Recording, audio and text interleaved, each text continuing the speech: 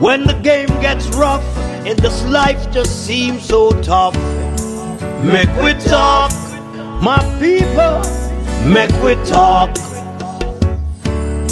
When this town becomes an ugly place, don't let it erase the smile from your face. Make we talk, people, make we talk.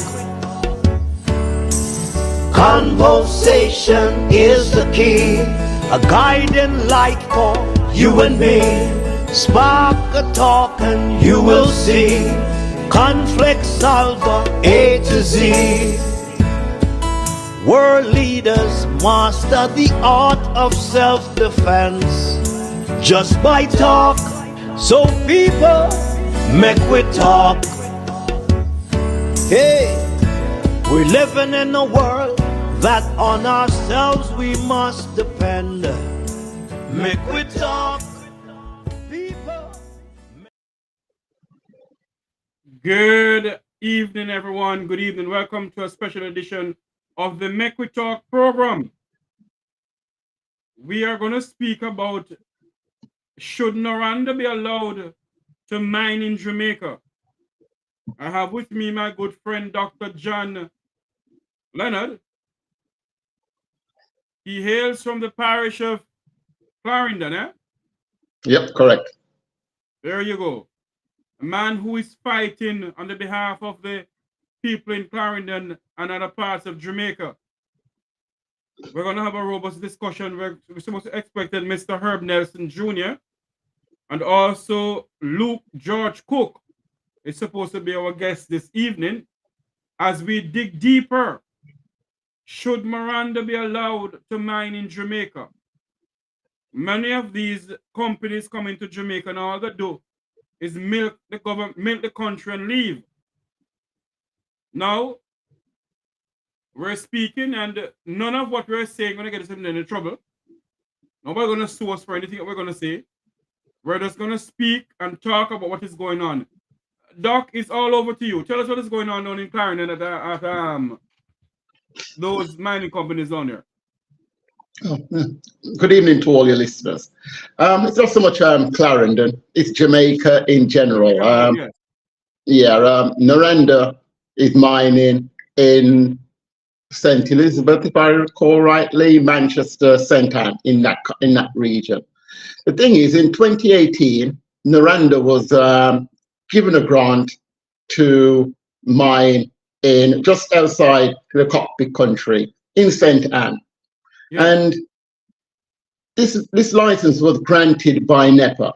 Now, if you're going to grant a license to mine, you must conduct what's called a cost-benefit analysis. You must find out how much the company is going to pay, how much they're going to pay for your bauxite, versus how much the cost will be, i.e. the cost to the environment, to the people, people's health. All of these are costs. Now, JET, the Jamaica Environmental Trust, they put together a document named Red Dirt. And in this Red Dirt document, hundreds of pages, just analyzing bauxite. And they concluded that the minimum cost of bauxite mining per annum is 18 billion US. Read that, Jeffrey? 18 billion US. So how much is Jamaica getting on that 18 billion US? Well, that's exactly the point, isn't it? So if you're going to get 18 billion is the cost, then the only way you can justify mining is if you're making a great deal more than 18 billion. Now, the same JET organization, if you listen to the CEO and the ex-CEO, they will tell you that bauxite earns Jamaica in the region of $1 billion every year. I don't know where they get their figures from, but that's an environmental group telling the people that mining earns $1 billion. However, when they're out there telling people that mining earns $1 billion, they never have ever spoken about this document stating that Jamaica loses and the cost to Jamaica is 18 billion. They never talk about that, which is remarkable, because if they go out and tell the people that the cost is 18 billion, and versus the benefit is 1 billion, then there's a 17 billion deficit, and they should automatically be saying to the government, you're not supposed to mine. But it's quite remarkable that JET just does not include anything about the cost-benefit analysis. So I have a real... So in other words, there is some corruption going on there? I think so. I think so. I contacted them over a year ago, and I thought JET would automatically jump on this information I gave them, because after I dug around, I found out at the time that that the government was supposed to get from the bauxite levy, because I said, let me just go back a bit. How Jamaica is supposed to be paid for our bauxite is via the bauxite levy. Now, Jamaica doesn't mine. It's the foreign companies that mine.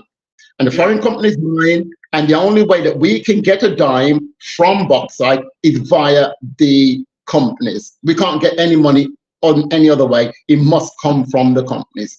And it comes from the companies via the bauxite levy. Now, the bauxite levy in 2021, the minister at the time was Montague, and he said in 2021, yes, right, he was the mining minister, and he said that he said only one of the 4 companies, or the word he used was required, are required to pay the bauxite levy, and the only company required was Windalco. So the other 3, Gisco, Noranda, and Jamalco, they can mine and not pay the levy. Now, how can this be possible, Jeffrey? And your listeners, how can it be possible that you mine and you mine for free? You can't give away bauxite. Mining is a destructive industry. The only way it can be justified is if that country makes substantial money from it. You cannot give waivers. Let me see if I'm understanding you, Dr. Lennon. John Lennon. Let me see if I understand you. What's gone? John, let me see if I understand you here. Jamaica is not earning anything from the bauxite company then. So in other words, when our people get sick, dog nyam they suffer. Exactly. So what sort of nonsense is this going on? I said it's corruption of the highest order, and unfortunately, because we do not have any journalists, the people are completely ignorant. I remember when I first came here and I saw the bauxite mining going on, I just automatically thought that for all the destruction that you can see, we must be making a considerable amount of money. I just automatically thought that. I think a lot of people think that, because when you look around, the destruction is quite remarkable. I mean, I sent you a photo, an image, if you could put that up, please, of Charlemont High School and Bob Walk. Hold on for me. Hold on. Let me continue talking. Let me find it here and then do it. Yeah, in this when you show the image, you'll see that the kind of destruction we're talking about. And when companies mine, it's not just a case of removing the earth and destroy and taking out the bauxite. Some of them actually refine the bauxite into alumina. So that's the chemical process. And then from this chemical process that uses our precious water, so they're using our water as well, a lot of it.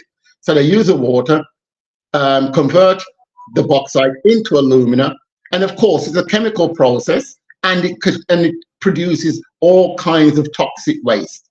And that toxic waste has to be dumped somewhere. It doesn't disappear, it has to be dumped somewhere.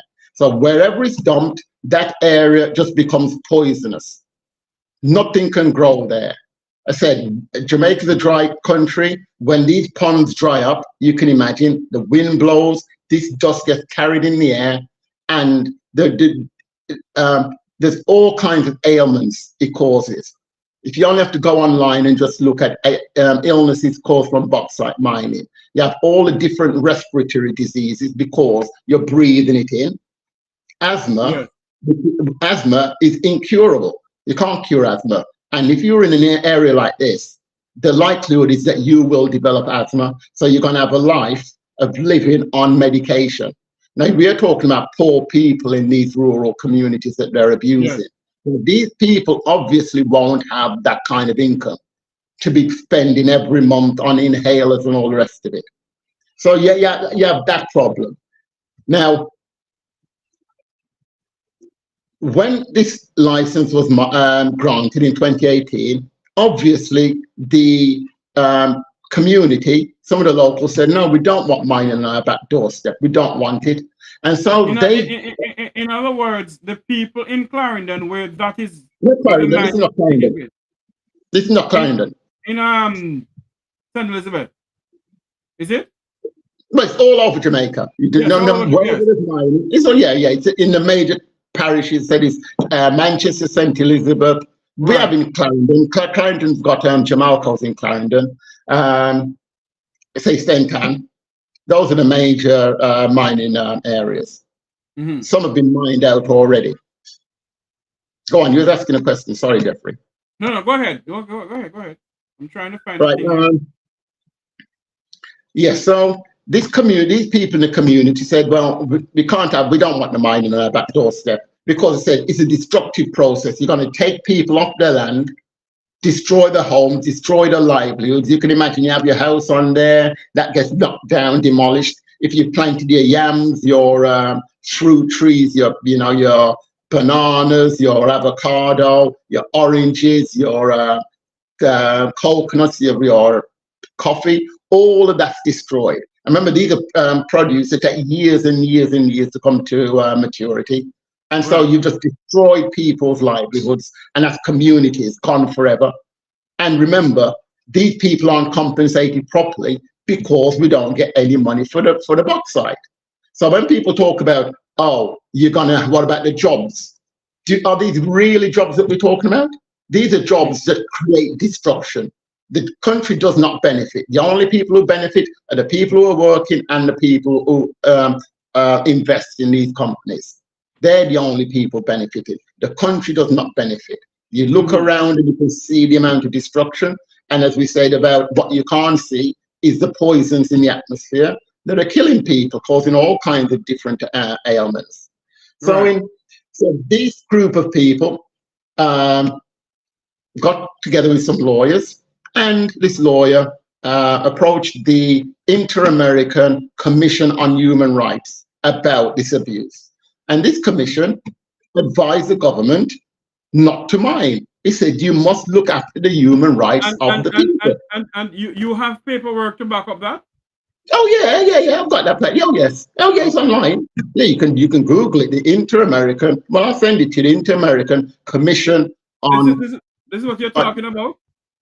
Yes. Now, if people look in the bottom right corner, we can't really see much of it, but you can see it's written there, Charlemont High School. Yes, right here. That's a high school with 1,400 students there. And look in the background, what you can see. That is just poison. That is where Windalco has dumped all their poison. Main road right here.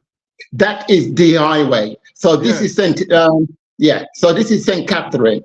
So this is Bog Walk, St. Catherine. So I've actually been to a Bog Walk. And you can see where they've dumped. And the Charlemont High School is right here. Yes. Now, you've got to remember, people, how can you have the JLP and PMP can allow that? Jeffrey, tell me, how can you allow that? What kind of ethics do you have? You have the video you can play, but what kind of ethics do you have that you would do that? Would they do that on their own back doorstep? Let me tell you something. See, the people of this country, and I'm going to apologize to no one, because nobody will put on my 10 pound of chicken back on fire. I eat 10 pound of chicken back. Is it? And nobody will put on my tin mackerel, my dirty gal on fire. Until the people of Jamaica, until we, the people of Jamaica, get up and speak out and stop talking about Jeffrey Tavares is a labor right, or he's a PNP, or his mouth is, get up and speak. The nation is in crisis. Let's celebrate Almighty God thing out of this country. The only thing left for them said is we. And the question must be asked, How much they sell we for? Well, not a lot when it comes to bauxite. So yeah, I'll give you an example. So NEPA granted Noranda the rights to mine without conducting a cost-benefit analysis. So that's the first thing they should have done and didn't do. And we all know who NEPA comes under the office of the Prime Minister. Yes. Yeah. So as I said, the cost to Jamaica, the minimum cost according to Jeff is 18 billion. So it's evident that mining shouldn't be allowed. So the next question you're going to ask is, what are the benefits that we get? But as I just mentioned, we don't get anything. And that frightened me because I thought that we must get hundreds of millions of US when you see the damage and destruction it causes. To hear that we get nothing, it's beyond the joke. It's beyond the joke. I want to know if and when the People's National Party should gain state power in Jamaica. What would they about mining in Jamaica and for the Jamaican people? Because this has been going on for years. The two-party knows about this. And what the question that we must ask them this evening, are we going to sit down and allow them to continue mining and mining and mining while the Jamaican people are getting sicker and sicker? And nothing is being done. How much money does Jamaica gain from mining? Those are the questions must be asked. Go ahead, sir. Yeah, exactly. I mean, when I started to investigate mining, that was the first thing I did. Unlike the other so-called environmentalists, they go looking at the environment and the cost of the environment. Jeffrey, we all know on planet Earth that the environment never wins out to capitalism. Never. When it comes to making money, that's all they care about, because exploitation is never done by a country. It's done by multinationals, isn't it? Greedy people, investors. That's what it's done by. It's not done by a government, not done by a country. So multinationals don't care about the cost of the environment. They don't care not one iota. All they care about is money. It's the government's responsibility to do the analysis and find out if the amount of money that these multinationals are going to pay us, will that compensate us for the destruction? Because as we know, all I can say, Doctor Sir John, is that obviously why they don't give a flying kahuna is because money is being put in somebody, and that is why they don't want Greg Christie to start dig up.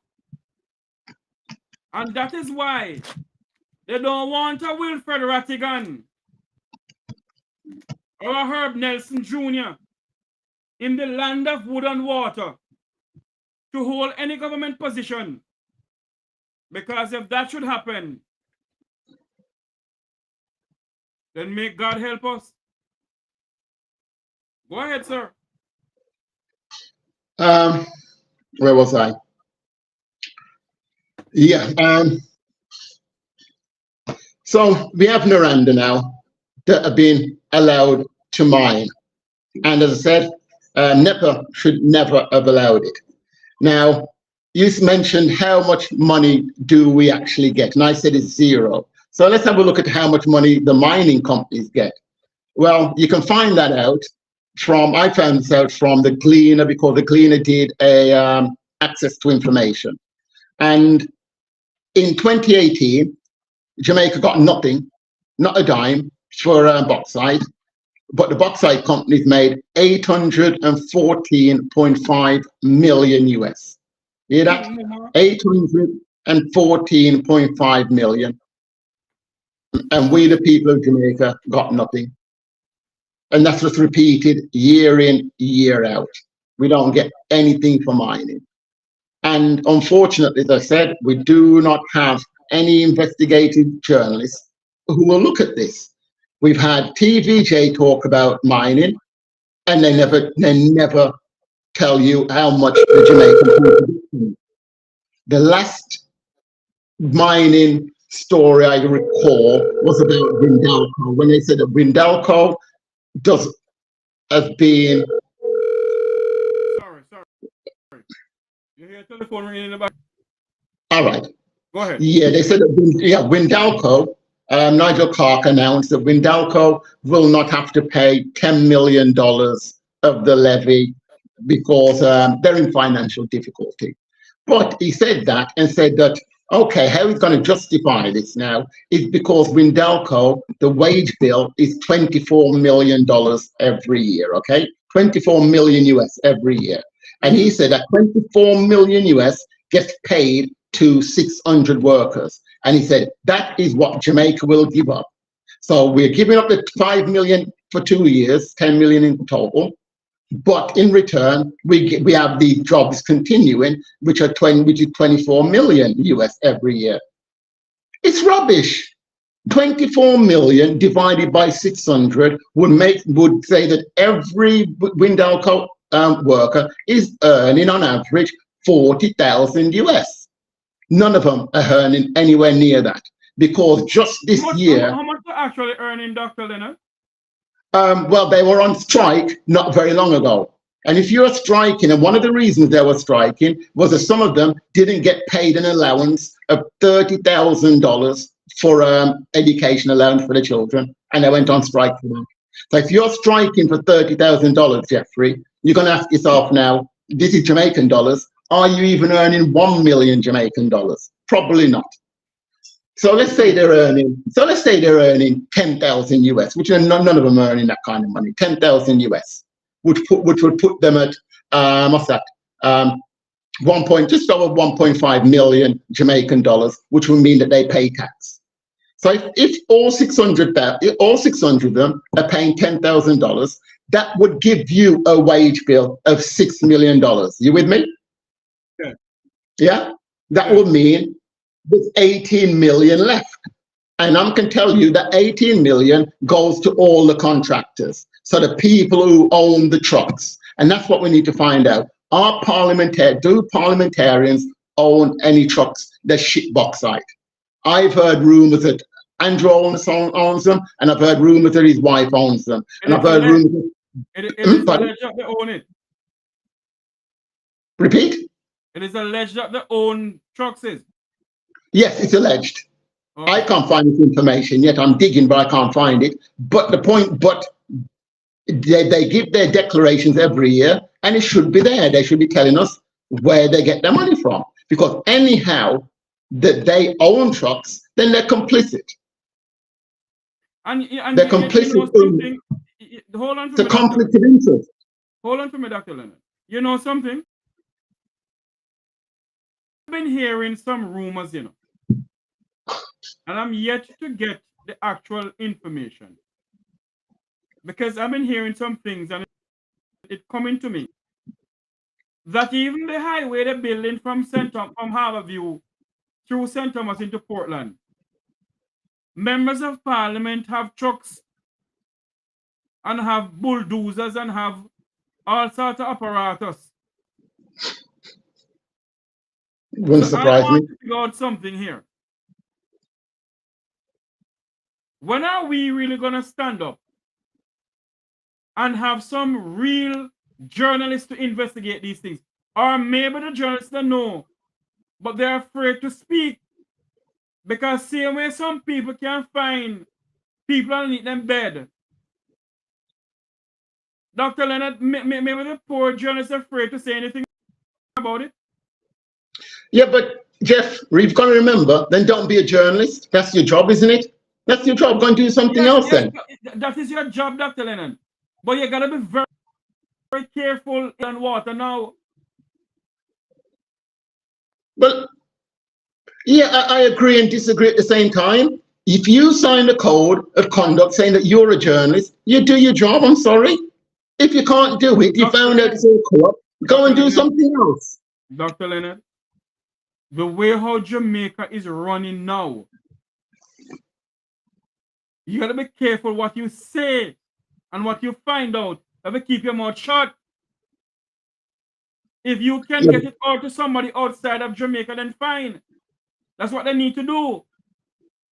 What the investigative journalists need to do when they find out about certain things and they can get it outside of Jamaica, get it outside of Jamaica. Oh, I agree. And myself, there are some things that we can do, that we can get the information from you people. Nobody knows, nobody knows that will send it to us. But then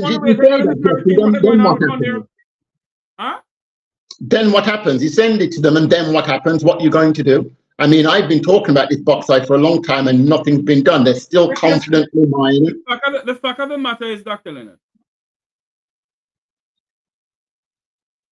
you alone speaking about it. It's on this program now. It's going all over the place. Let us see if something's going to be done. We don't know. We can't be, as what my good friend Luke George Cook would have said, we can't be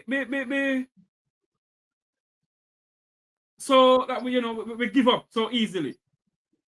We cannot give up so easily. It's a fight that have to continue day out, day in, year out, until our people understand what they are going through in the land of wood and water.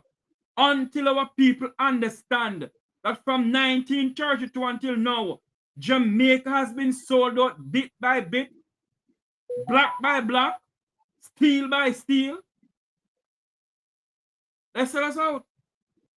So we now, whatever leave down there, we now the people has to stand up and say, look here, we need accountability. Yeah, I agree, Jeffrey, but nobody's, I mean, I've been doing this for how many years now, and it's just me on my own. I can't find any allies. They always back away as soon as, they'll have a lot of noise, and as soon as I give them all the details and they realize, hang on,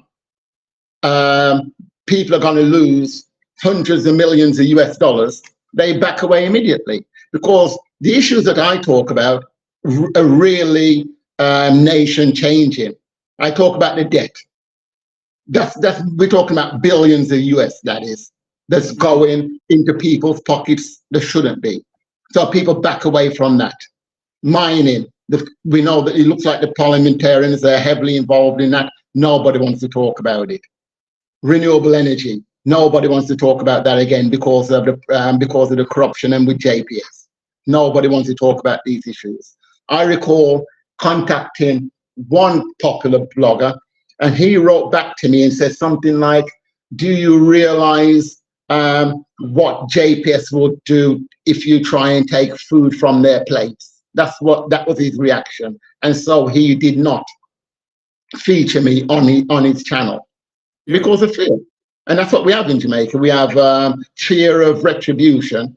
Stifles everything. We can't move forward because of fear of retribution. You've disappeared, or is it me? No, I'm here. I'm listening to you. All right, sorry. Yeah, fear of retribution. That's the biggest problem, is holding the country back. But I said, with going back to Noranda, and I said that a group of locals decided that they would take action and went to court.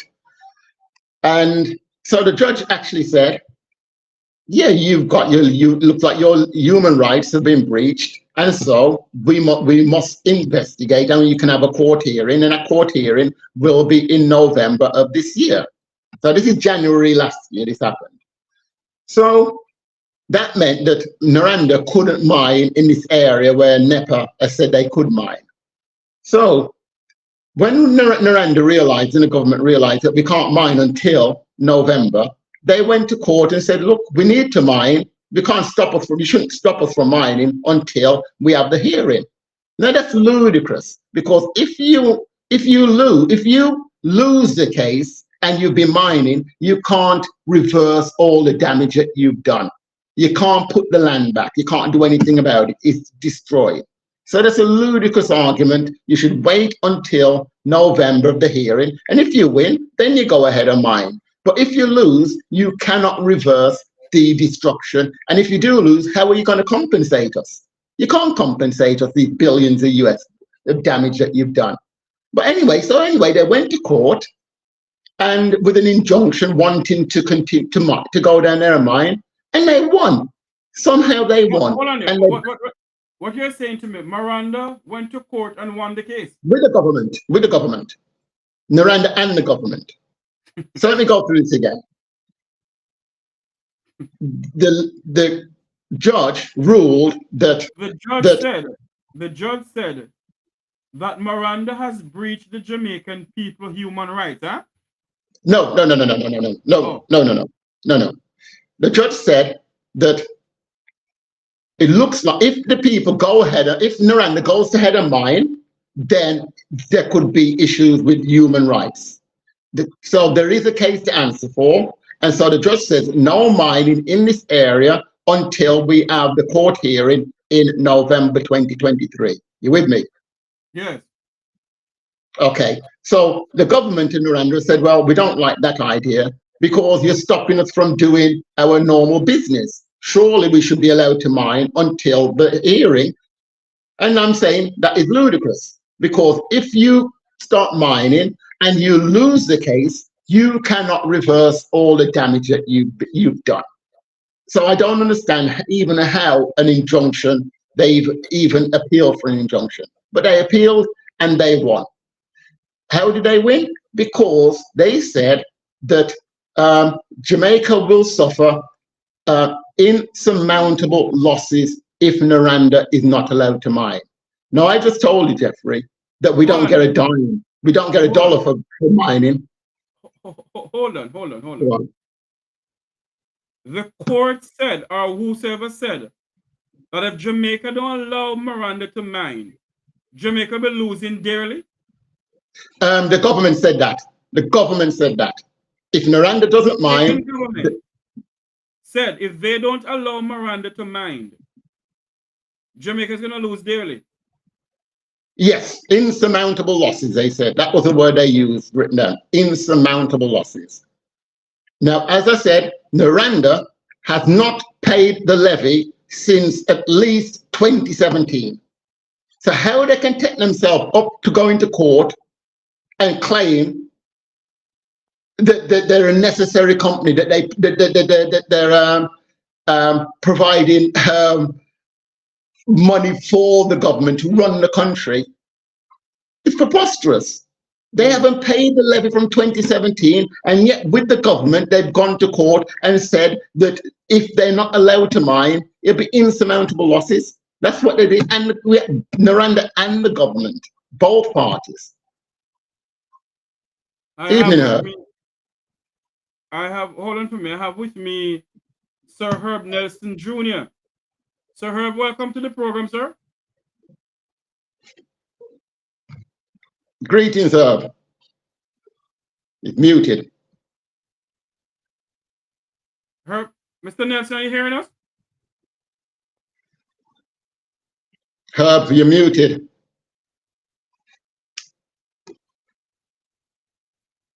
I don't know what's going on. As soon as we get Mr. Herb to come on, we'll let him speak. But based on what you're saying to us now, Sir John, it seems as if the government has sold out the people to Noranda, that Noranda can allow to mine, because if Noranda don't allow to mine, then we don't need dark for suffer. Yes, it's quite remarkable because the figure is extraordinary. They're claiming that an insurmountable amount, an insurmountable loss is 35 million US, which equates to $12 per man, woman, and child in Jamaica. Just $12. They classify 35 million as an insurmountable loss.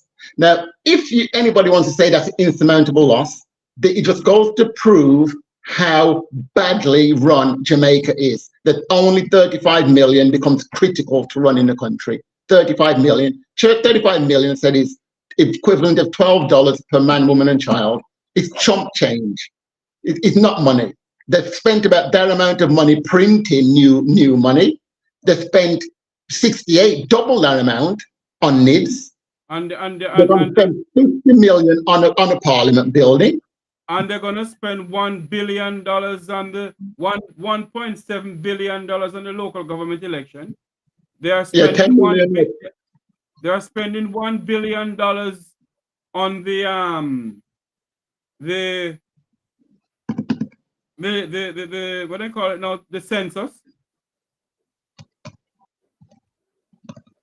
Mr. Herb Nelson, are you there with us, sir? Can you hear me now? Loud and clear from Negro Point. Great. Good evening, Doc. Hey, how are you doing? Oh, just great. All great. And good evening, listeners, and all of the good people out there that I think are the smartest people in the world.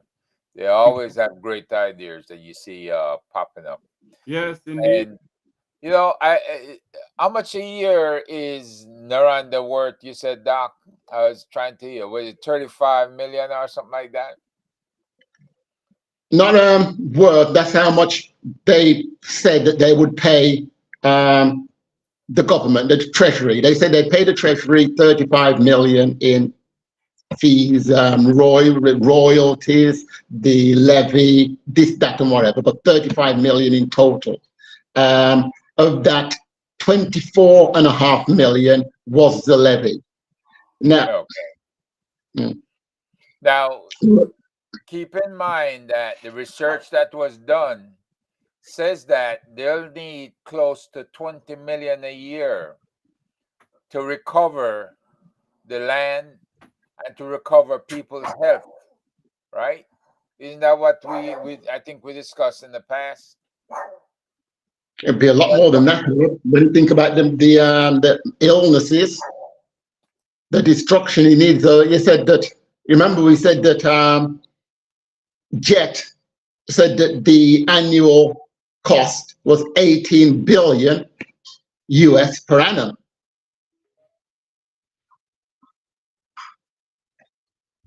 Yeah, that's true. Yeah, 18 billion. Yeah, the cost in the past was never addressed adequately. Never. They've never done any investigation. And people are still sick from all the past digging and drilling and mining that they were doing.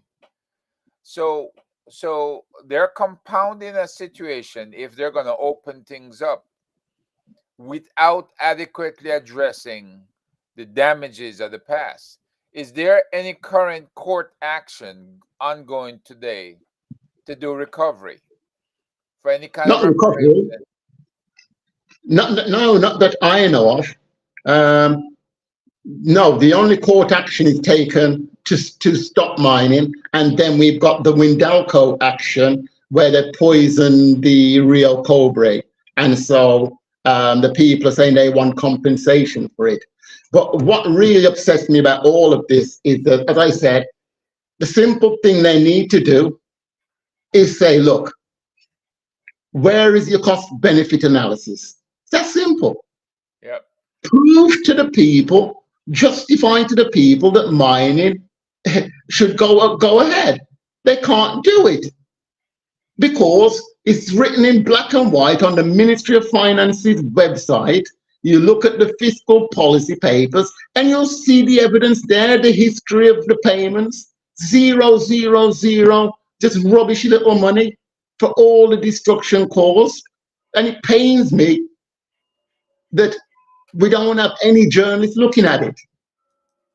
It shouldn't be me talking about this, Herb. It shouldn't be me. Jet should have talked about this. 2006, Jet have been looking at bauxite. 2006. What have they been doing? And you know something? If Jet is looking on this and Jet not doing one single thing about it, then it begs to ask the question, is Jet in the pocket of some politicians? Well, is Jet in the Prime Minister's office also? That's a good. That I know NEPA No, is. I think Yeah. yeah, I think he come on the Prime Minister's office. Yes. So everything Um, that has been injurious to the people with NEPA and Jet resides in the Prime Minister's office, and he refuses to make any kind of decisions that are people centric, that are oriented towards the health and welfare of the people. It's all about the Benjamins, as we would say here in the US. Mm-hmm. All money making ventures. Now, somebody's making money because there are contracts out there to transport, right? The transportation contracts. Were hmm. those ever required to be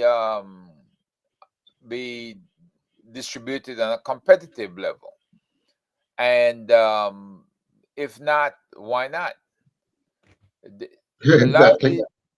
a lot of stuff they're probably doing, they keep it on the wraps, and people cannot compete for jobs. And have they set up any form of medical stations or anything that can keep doing tests, any kind of respiratory tests on people? Well, again, let me just jump in here because we've got the Jamaica Bauxite Institute, and they're supposed to analyze bauxite on a daily basis. I mean, they just got $282 million from the Capital Development Fund, which is where some of the bauxite money goes. So they're getting which works out to 1.8 million US, 1.8 Right. million. So with that money, what are they doing? You'd expect them to be doing environmental tests, wouldn't you? Testing the water in all the rivers around, testing where the groundwater, then testing the air for the dust, Yeah. and then also checking the health of the people. They don't do any of that. So this 1.81 million that the JBI gets, what do they do with it? Apart from paying it, apart from putting it in the pockets, I bet they're on very, very big wages, some of these people there. What do they do with the money? Mm. So, Indeed. so it would appear that they do in fact need some type of court action to ensure that these things are being done, are being enforced by the government, by the governmental agency responsible. And once that is assured, then maybe the people can begin to live a life where they can breathe again. But But I wouldn't be talking about the courts, because as I said, they should never have won the injunction. For the judges not to, let me tell the people this. Look, when Noranda went to court, they said they're going to pay 24.5 million in for the bauxite levy. Then, as the year went on, they then informed the government, "Oh, we're not going to pay anything actually." But the government knew they're not going to pay anything. But they still went to court saying that we're going to pay 24.5 million when they knew full well that they weren't going to pay a dime. And they went to court and defended this position. Mm. And the court never asked Noranda, did you pay that levy that year? They never asked him a simple question. Did you pay the 35 million? You promised to pay 35 million. Today's the 30th of March. You're in court on the 30th of March, the penultimate day of the financial year. A fair question to ask them was, okay, then you're saying that mine is needed because of it aids the economic situation of Jamaica, economic growth and development. So did you pay that 35 million that you said you're going to pay? They didn't ask them that question. They just said, yes, it's an insurmountable loss, and yes, Noranda should go ahead of mine. But as I said, I'll say it again. You can't do, how can you do that when you know that the destruction that they cause now cannot be reversed. So if they lose the court case in November, what kind of compensation are we going to get? Dr. Lennon, you said to us, let me go back a little bit. You said to us that on the Jamaica's Ministry of Finance, yeah, it's Spear 0000 you're saying, pertaining to yes, any payment. To the levy, yeah. Yes. Oh. Says every Spear 00 we all are seen on the website. That means they haven't paid them 1 red cent. And the question must be asked of finance.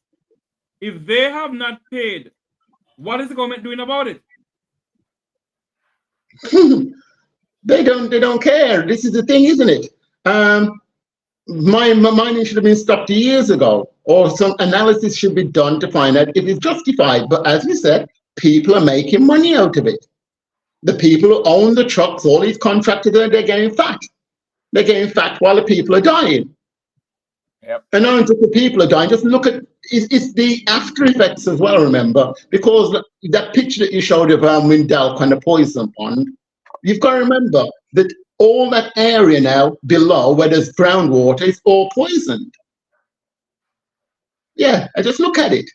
I mean, how can you have children next to that every day?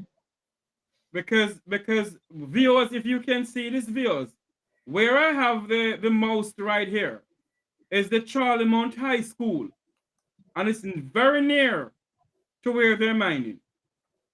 Very, very near. This is the North Coast Highway. Okay? And this is the Holding Pond. And this is the Charlie Mount High School. So we need to ask the Minister of Education, the Prime Minister, and the Minister of Environment what is really going on.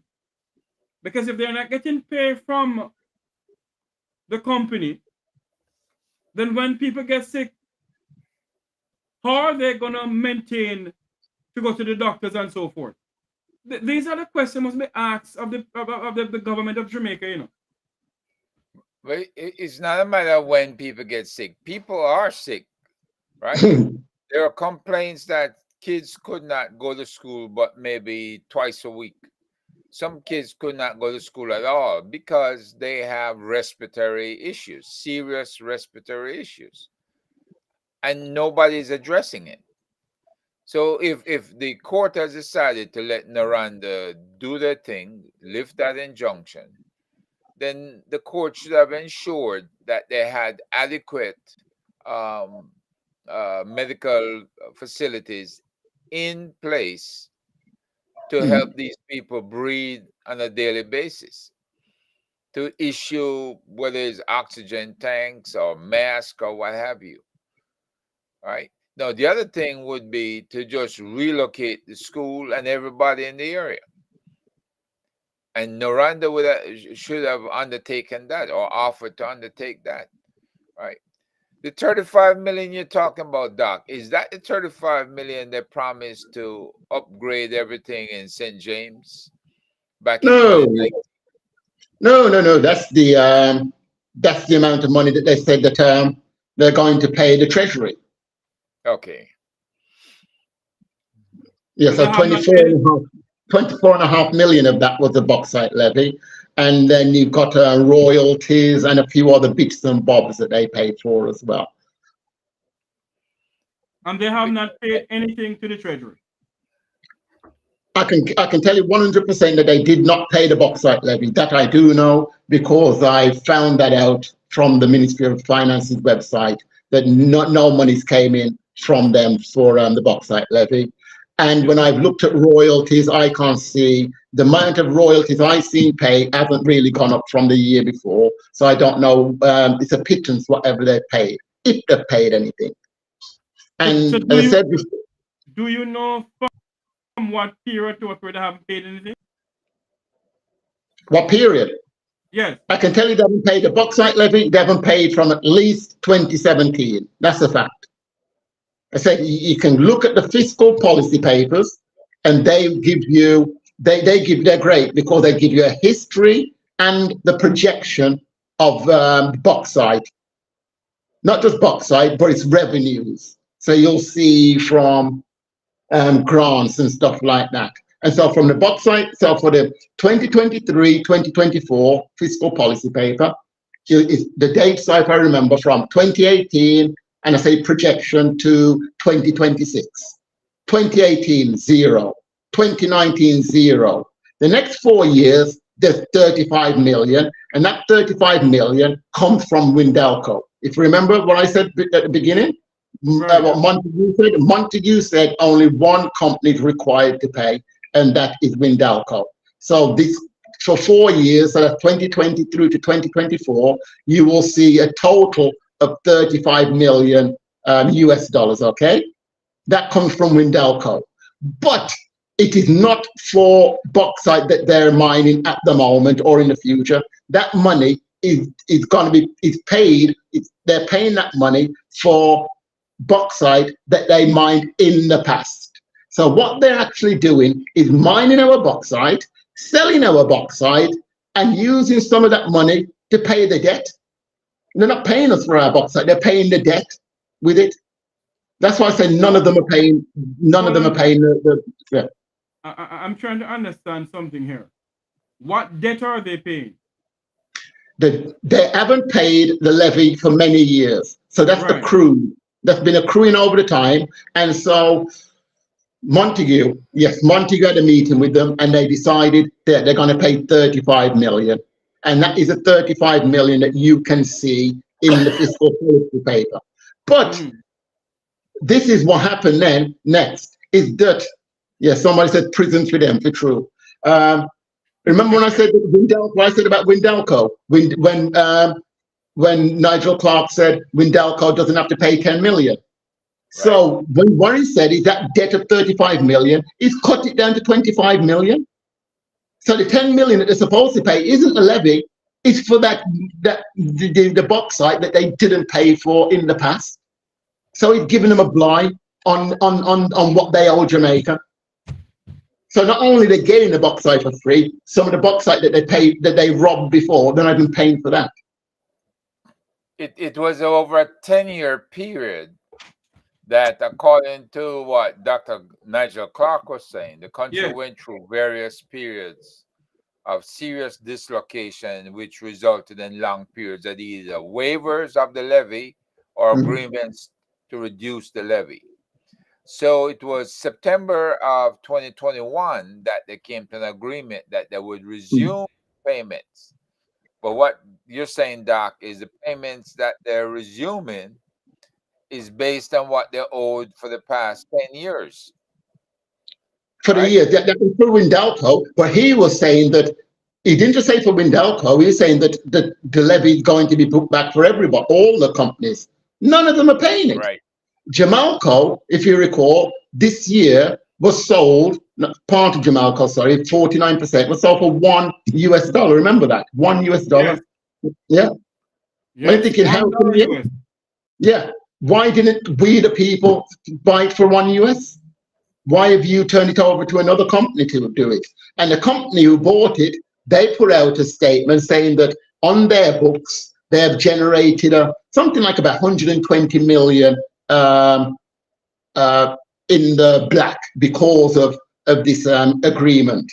But part of that 120 million or whatever it was, or something like about 110 million of that is tax write-off.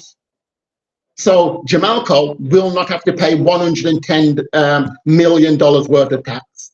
So whatever length of time it takes them, they're going to get free bauxite until they're going to get $110 million worth of bauxite.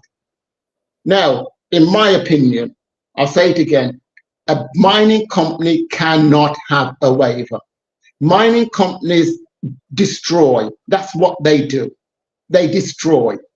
They must pay substantially for their destruction. You cannot say, we're going to give you a waiver. So that means if you give them a waiver, they're just taking your bauxite for free. How do we benefit? We must benefit. We do not. How can we benefit from a waiver? It's simple. The government must ask answer the question, how do we benefit when there's a waiver? How are we benefiting now?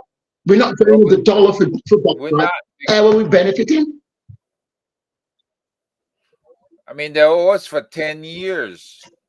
And if that's all we're doing is paying down that debt, then yes, they are now mining and they're getting all that money without having to pay us for the current years.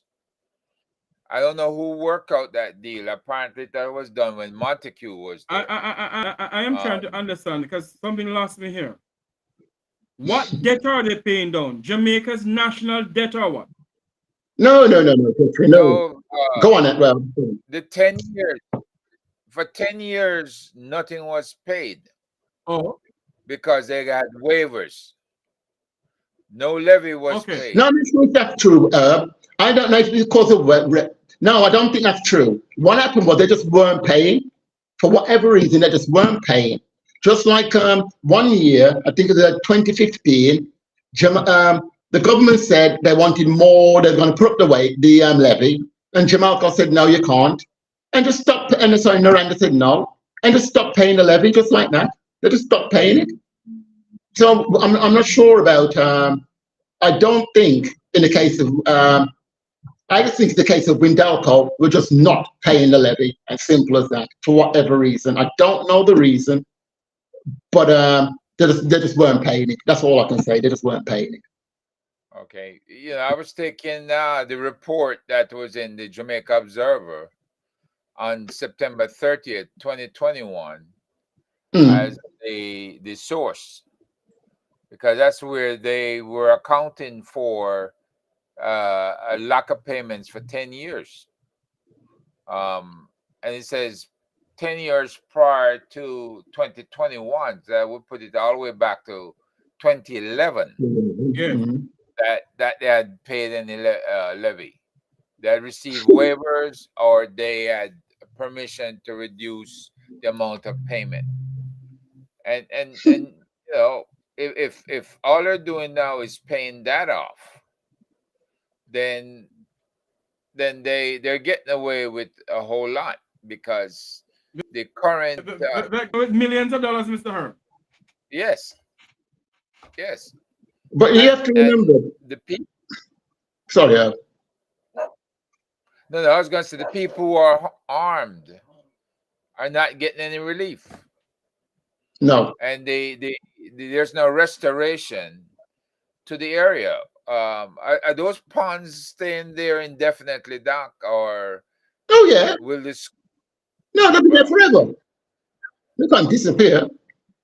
They're a fixture in Jamaica now, and they're going to get bigger if we don't stop it.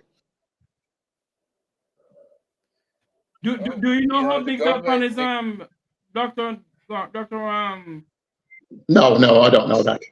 I don't know nothing about dimensions. I can see it's big. And it's but it is. Look at it. And what really concerned me, viewers of this program, Dr. Lennon and Sir Herbert Nelson Jr., what really concerned me is that there's people around where this plant is. And the Charlemont High School is just right smack in the middle of everything then. Yep. And you're saying that the government of Jamaica allow this to be going on and do not consider the people, and they can find $1.7 billion to run local government election to ask the people who are sick to vote for them. Yeah. What sort of cruelty is this? The thing is this again, guys. I went to a town hall meeting, spoke at a town hall in Bogwalk, and at this town, well, I've been to two actually, and at one of them, what's his name? Raymond Price turned up, and he's done so he's a PNP man, and he's a person who's done a lot of work on the impact of mining on the health of the people. Mm-hmm. This was back in, I think, June. To this day, he has not provided me or anybody else with this data.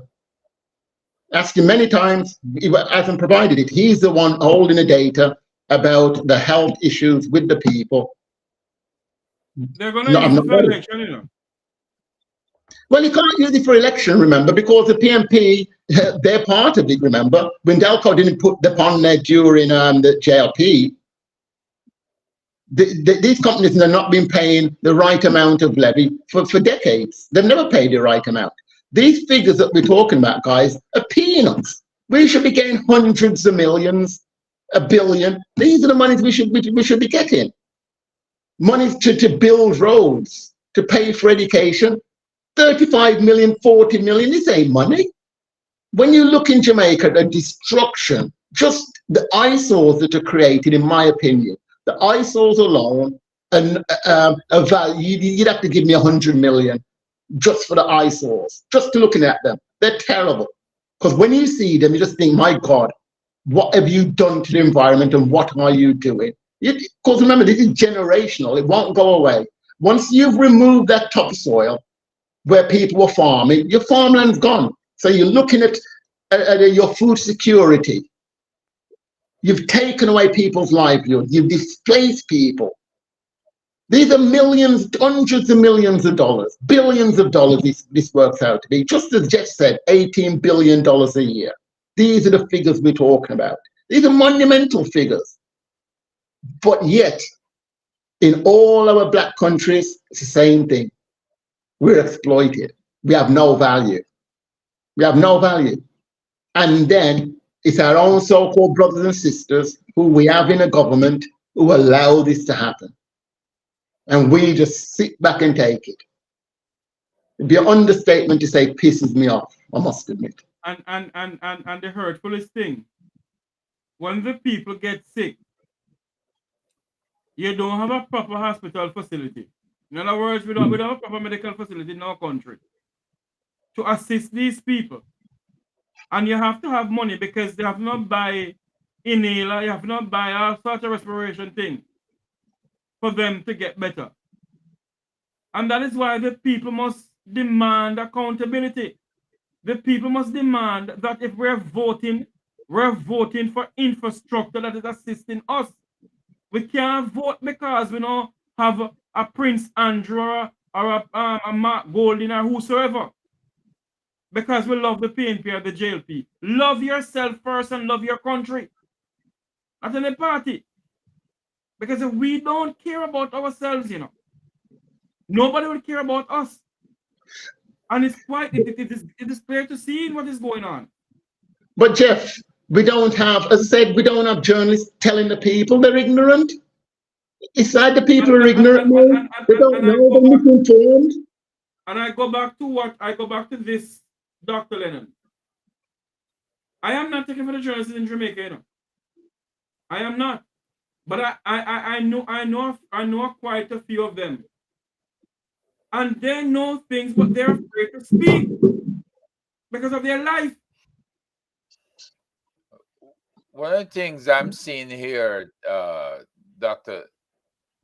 Lennon, the appeal court agreed Justice Anne-Marie Nemhard made several errors in granting the injunction, noting that it cannot be said the evidence provided by the 9 respondents, people who sued to stop, could convince the court that they would suffer irreparable harm.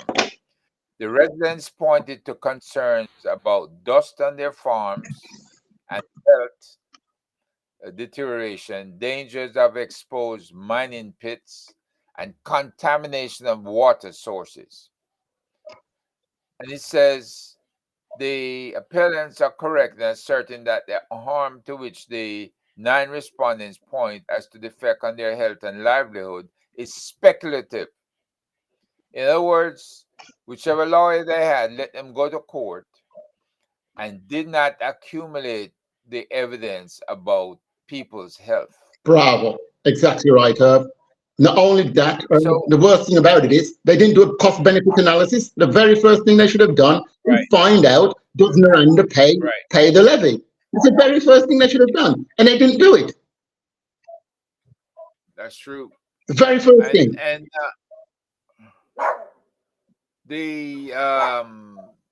there was no report or other scientific evidence to state definitively that past mining activities cause health issues. That's on the Ministry of Health. They should have studied this situation and accumulated that evidence. They probably have it, but never produced it because it were 9 individuals that had filed a suit to stop the production. Right? You can't tell me the Ministry of Health does not have tracking data on their people. They have to have that. Well, you know, if you care, do they care? That's the other thing. Do they care? They don't care. So I'm not sure about that. You've got to care to do stuff like that.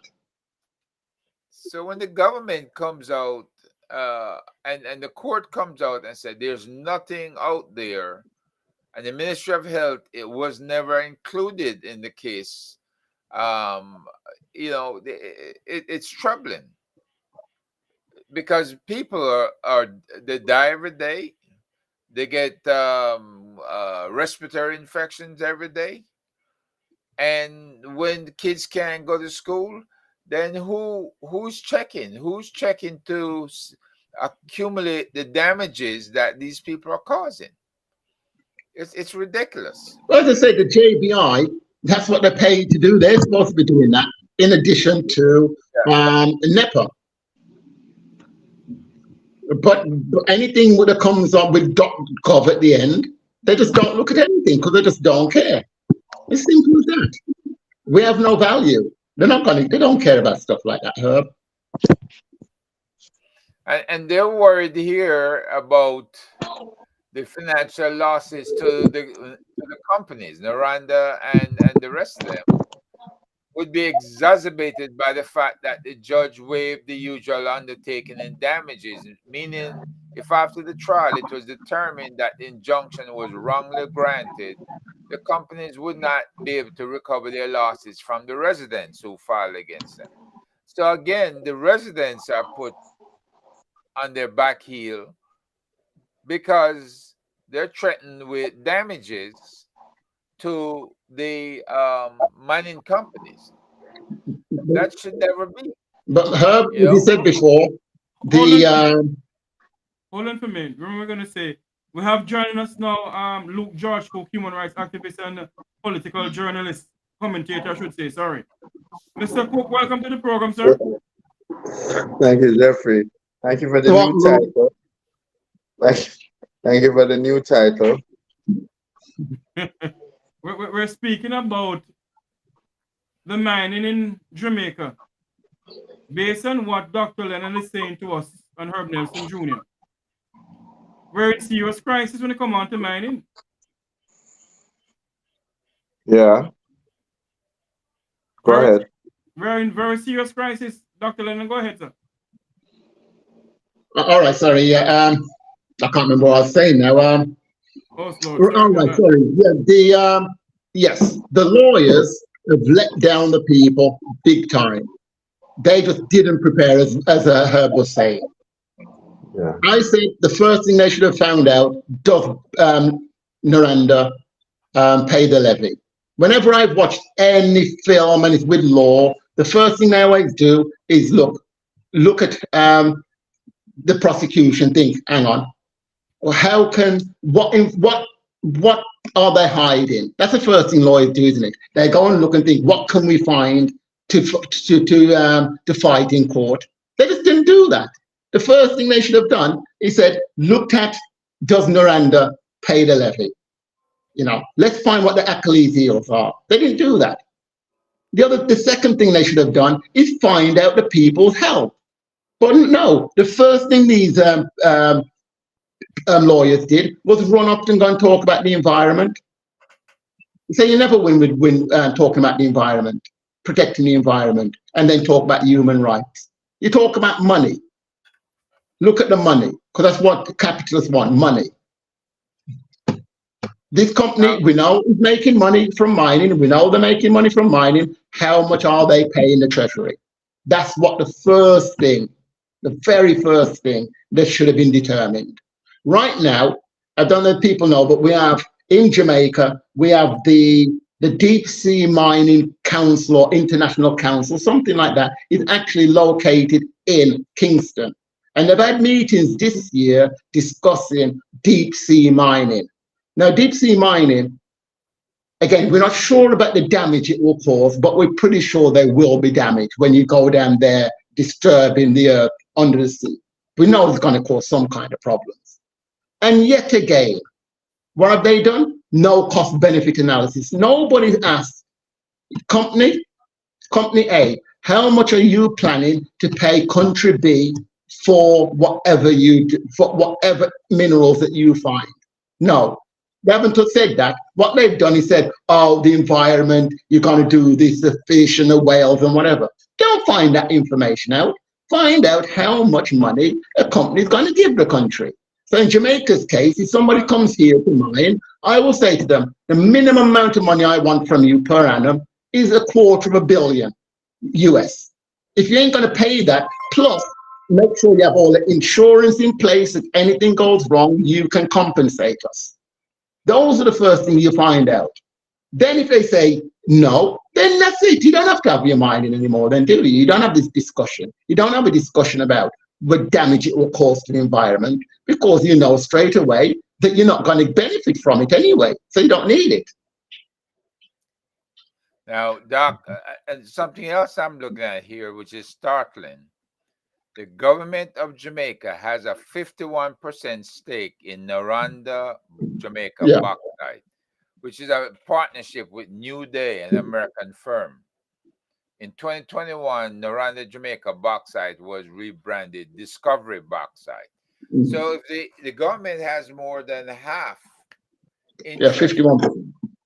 then doesn't it realize that it is the main arm of getting medical and other attendance to the people who are being harmed? That they're more than responsible in this case.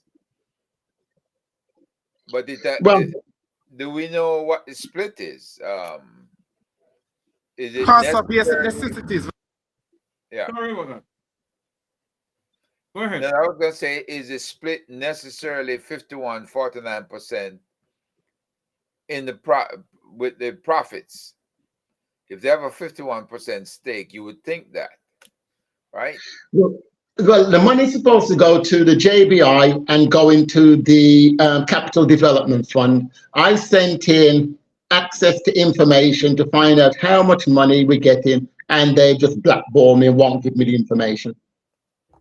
Okay. Let us have Luke come into this now. Luke, what is your views on all of this going on? He's on the phone.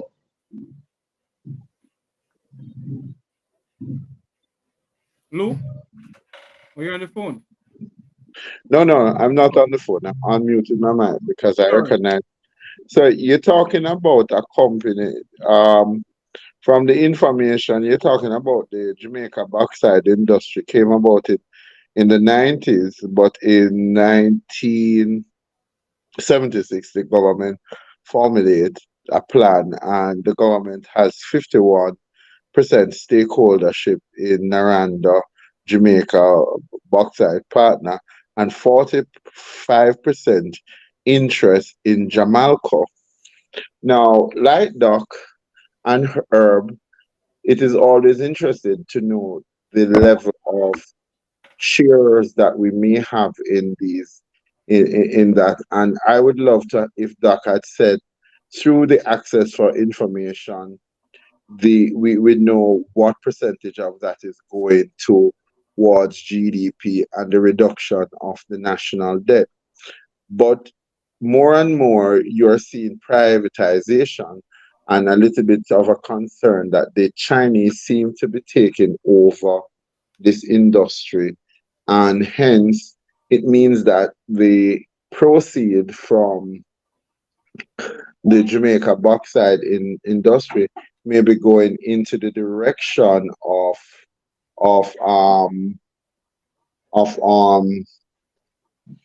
foreign nationals. So it would be good for us to be talking from this standpoint to see how much of that goes towards GDP? How much of that goes in making up the budget for the government expenditure?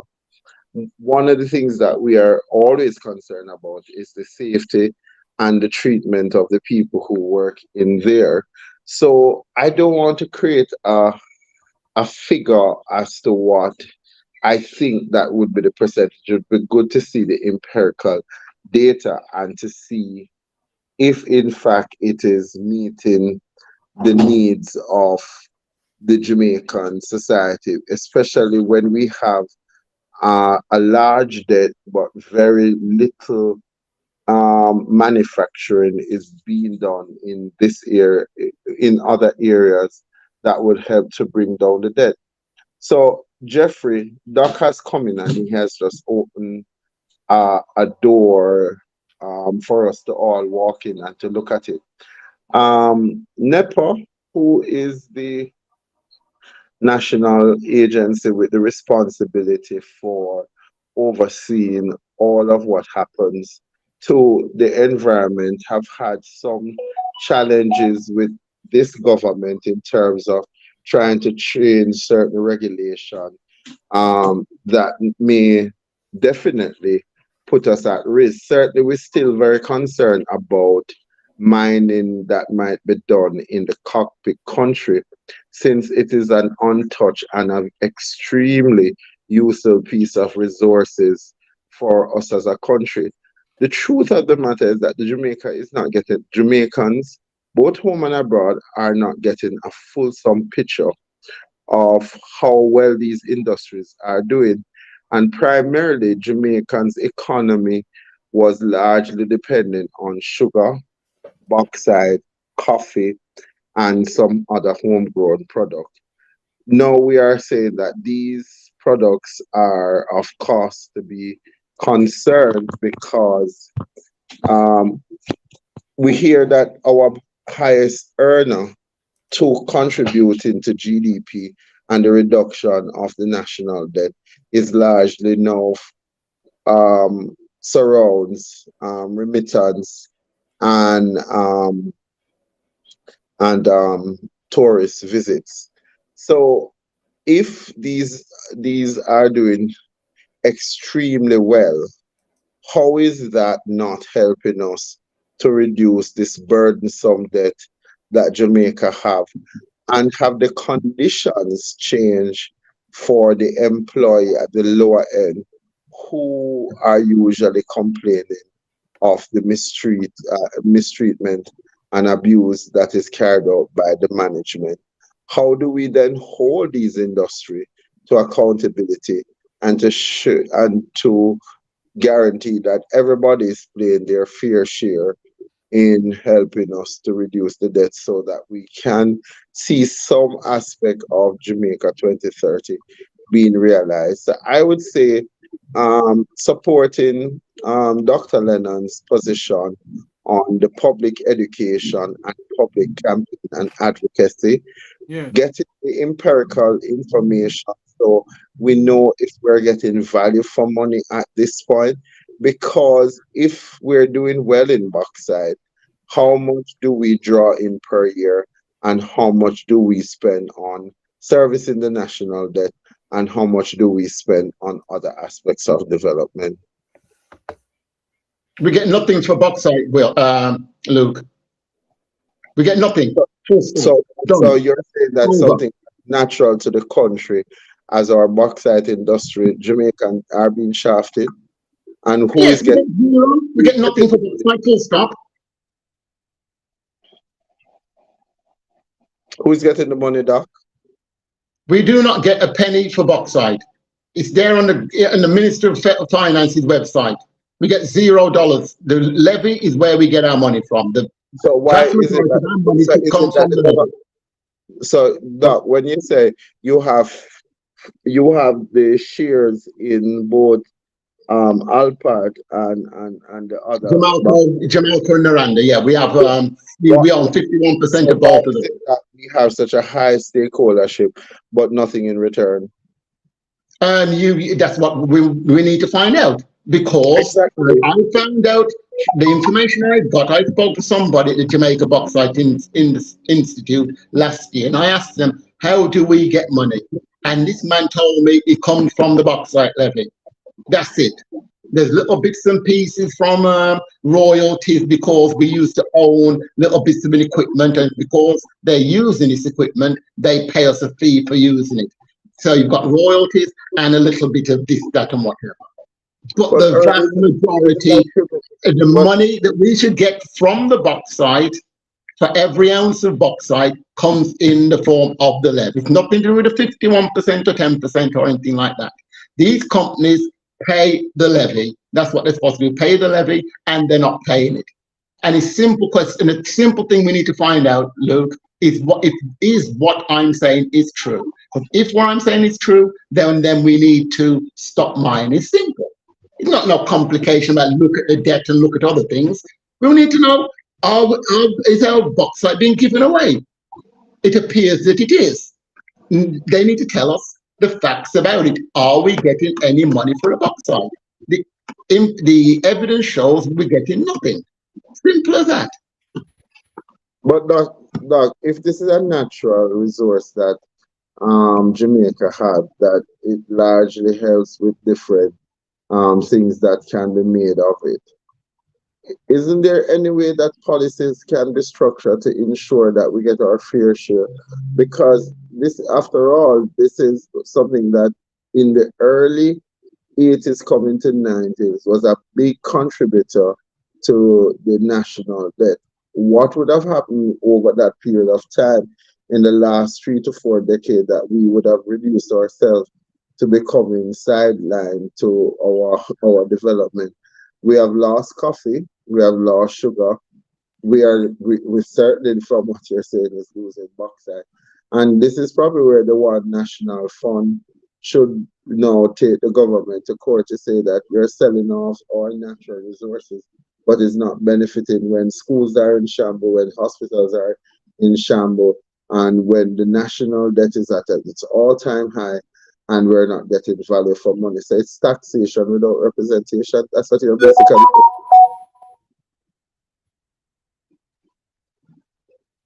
And not only that,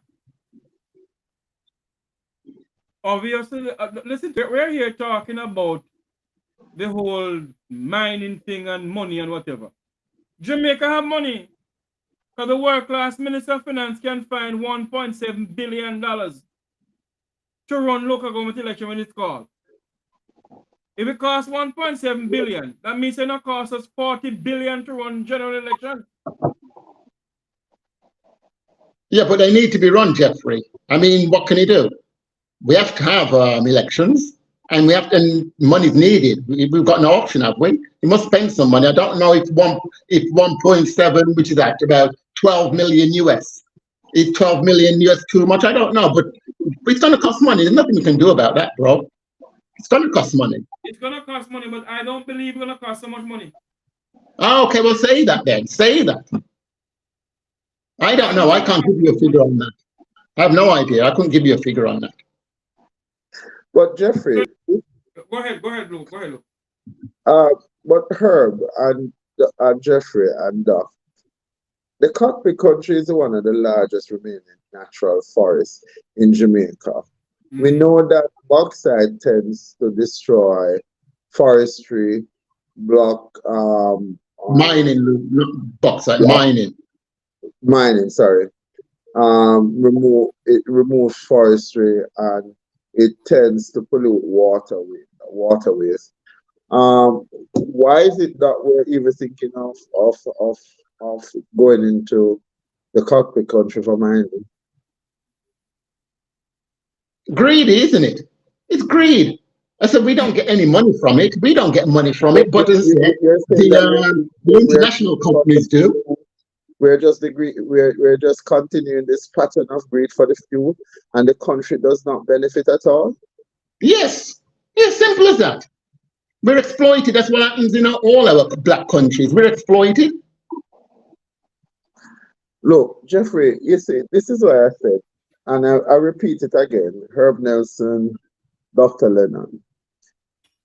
Jamaicans are excluded from a lot of the national discussions as to what the reality are. So we live in sort of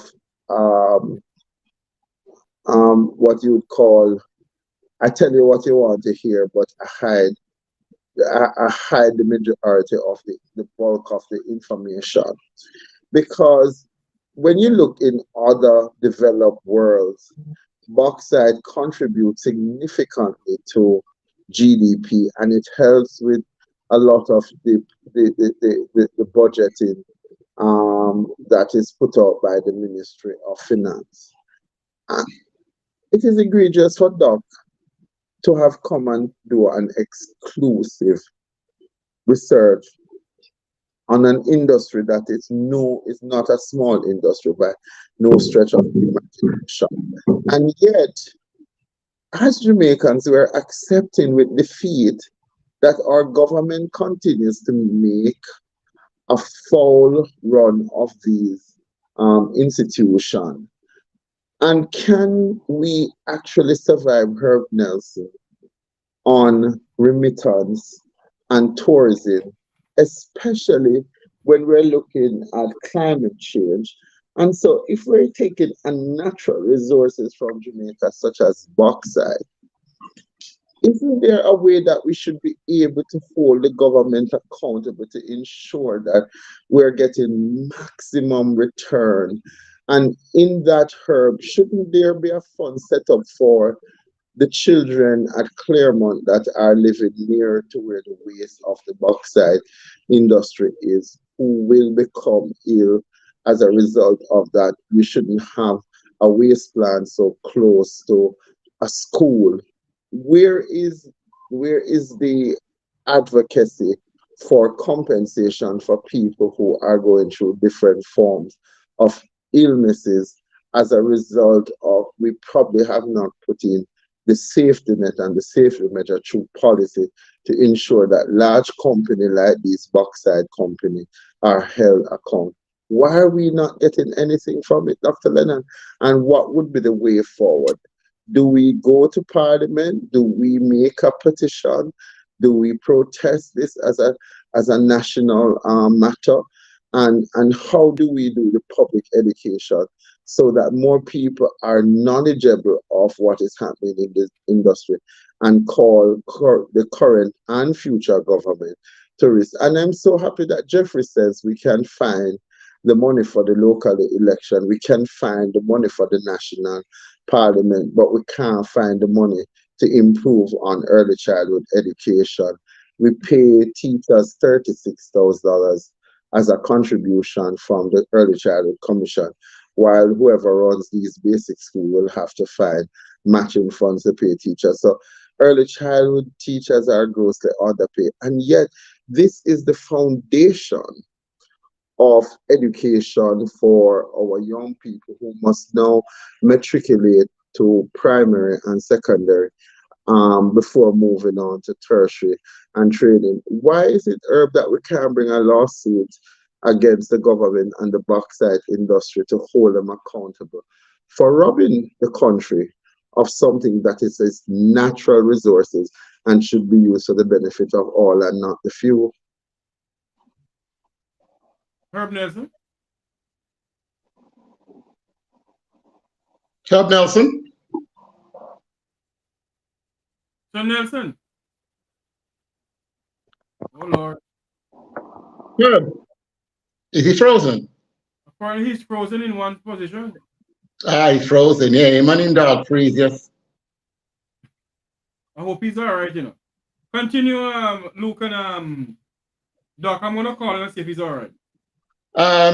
Luke, I started a petition last month, and even though all these environmental people know about it, I haven't even mustered up 400 signatories. And that's with Jet and people like that knowing about this petition. I believe, I mean, so I've been talking about the bauxite now for approximately a year, and it's just not resonating. I think when I have spoken to people on the street, they're outraged, just as you can see in the comments. People are not happy with it. A lot of people didn't know that we weren't getting any money for bauxite. When I've explained that to people, they say they're outraged. So I'm sure that if this information got to 99% of the Jamaican people, they would do something about it. If we say, okay, then we're going to have a national day of protest, they would do it. I believe so. And I'm pretty sure all the people in the mining communities, they would give up a couple of days to protest. If we can get this information to just the mining communities alone, we can have action where they block the roads, and they'll have to do something about it. We will demand the figures from the government. We just demand the figures. How much are we getting for bauxite? Simple. But how much are we getting? Are we getting any money? But I'm a little bit surprised that Jeffrey says on the Ministry of Finance website, and I'm going to do that research throughout the course of the night, that it is said that we get zero returns from the bauxite industry. I'm wondering. No, I'm not going to credit Luke. You can find, I'm telling you, look for the fiscal policy papers and you'll see that. Fiscal policy papers, look for them. Ministry of Finance website. Not 1 cent. 2018, zero. 2019, zero. Next 4 years, 35 million from Windalco, which has been cut down to 25 million. And the next 2 years, because of its history and projections, and the next 2 years, 2025, zero. 2026, zero. What a tyrannical kind of leadership are going. It is really 2018, I'll tell you again, in 2018, mining made 814.5 million US. That's according to Jamaica Bauxite Institute.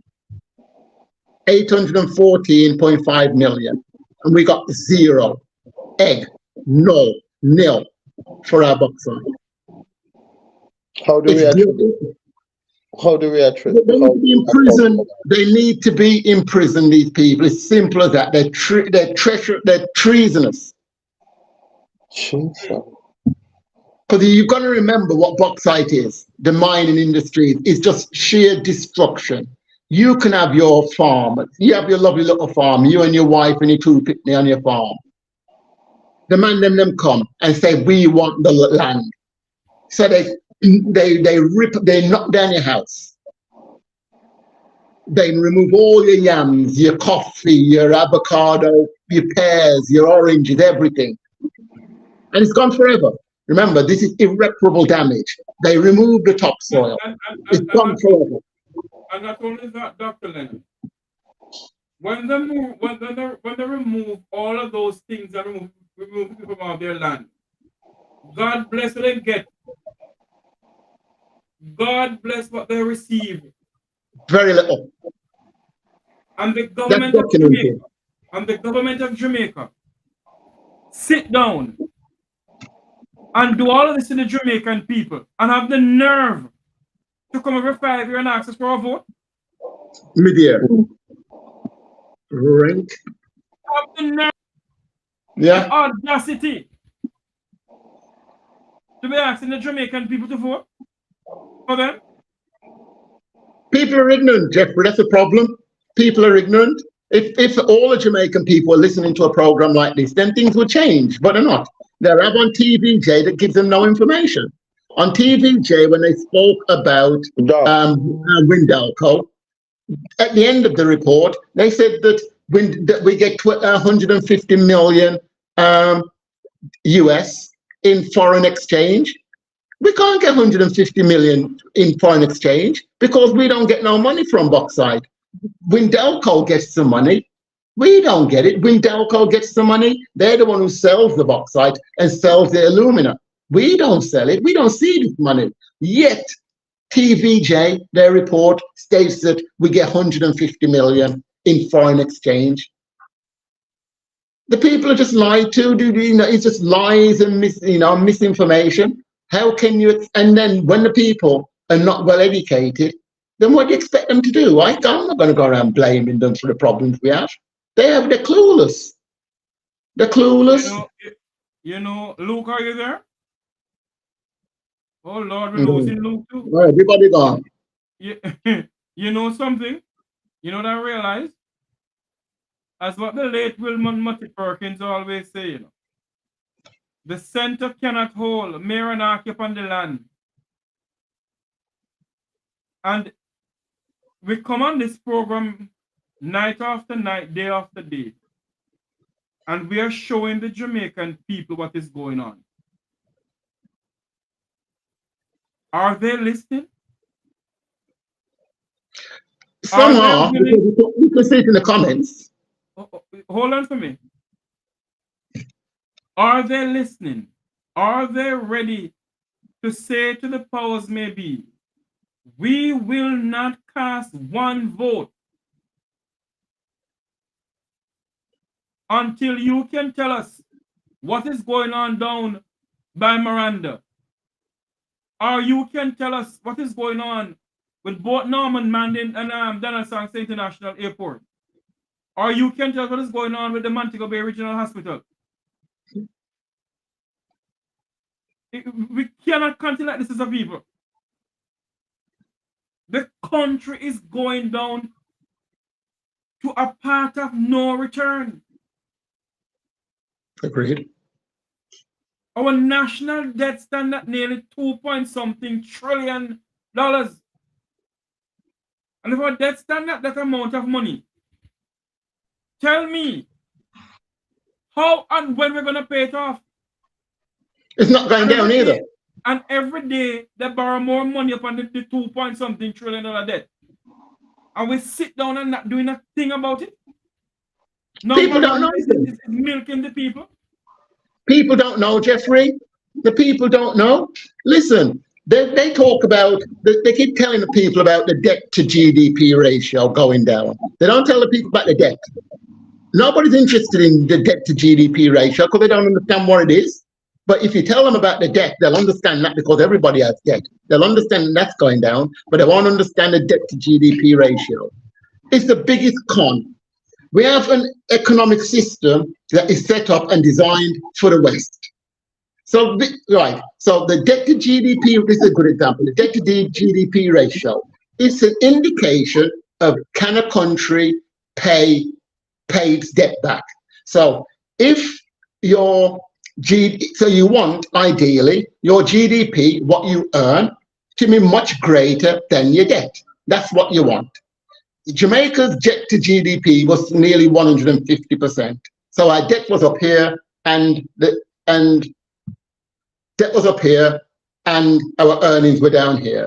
They've kind of reversed it now that our earnings are more than the debt. When that happens, what's supposed to happen is that your interest rates, when you borrow, are supposed to come down. Now, at the moment, according to Nigel Clark and Holness, our debt to GDP ratio is round about 80%, okay? Which would mean that it should be favorable for Jamaican to borrow money. But we still have a high interest rate. Now, you compare this now to France. France has a debt to GDP ratio of 103%. However, which is greater than Jamaica, but when France goes to the market, they went to the market in 2001, right? 2021, they went to the market and wanted to borrow 6.2 billion euros, okay? You know what their interest rate that they got for that was? They got a negative interest rate of 0.6% minus. So the lender actually gave the French government 18 million euros for them to borrow the money from them. Now you tell me how we can have an economic system that is good for somebody to pay you when they're borrowing money from you. Luke, did you hear what I said? Somebody, I borrow some money from you, Luke, and you give me money for borrowing it. How can that work? That is the economic system we have. That is the economic system we have. Black nations pay through the roof in interest, and white nations don't.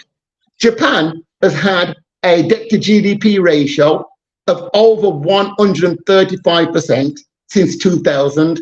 Today is 263% and forecasted to be 265% by the end of the year. Yet Japan can borrow at minuscule interest rates and Jamaica can't.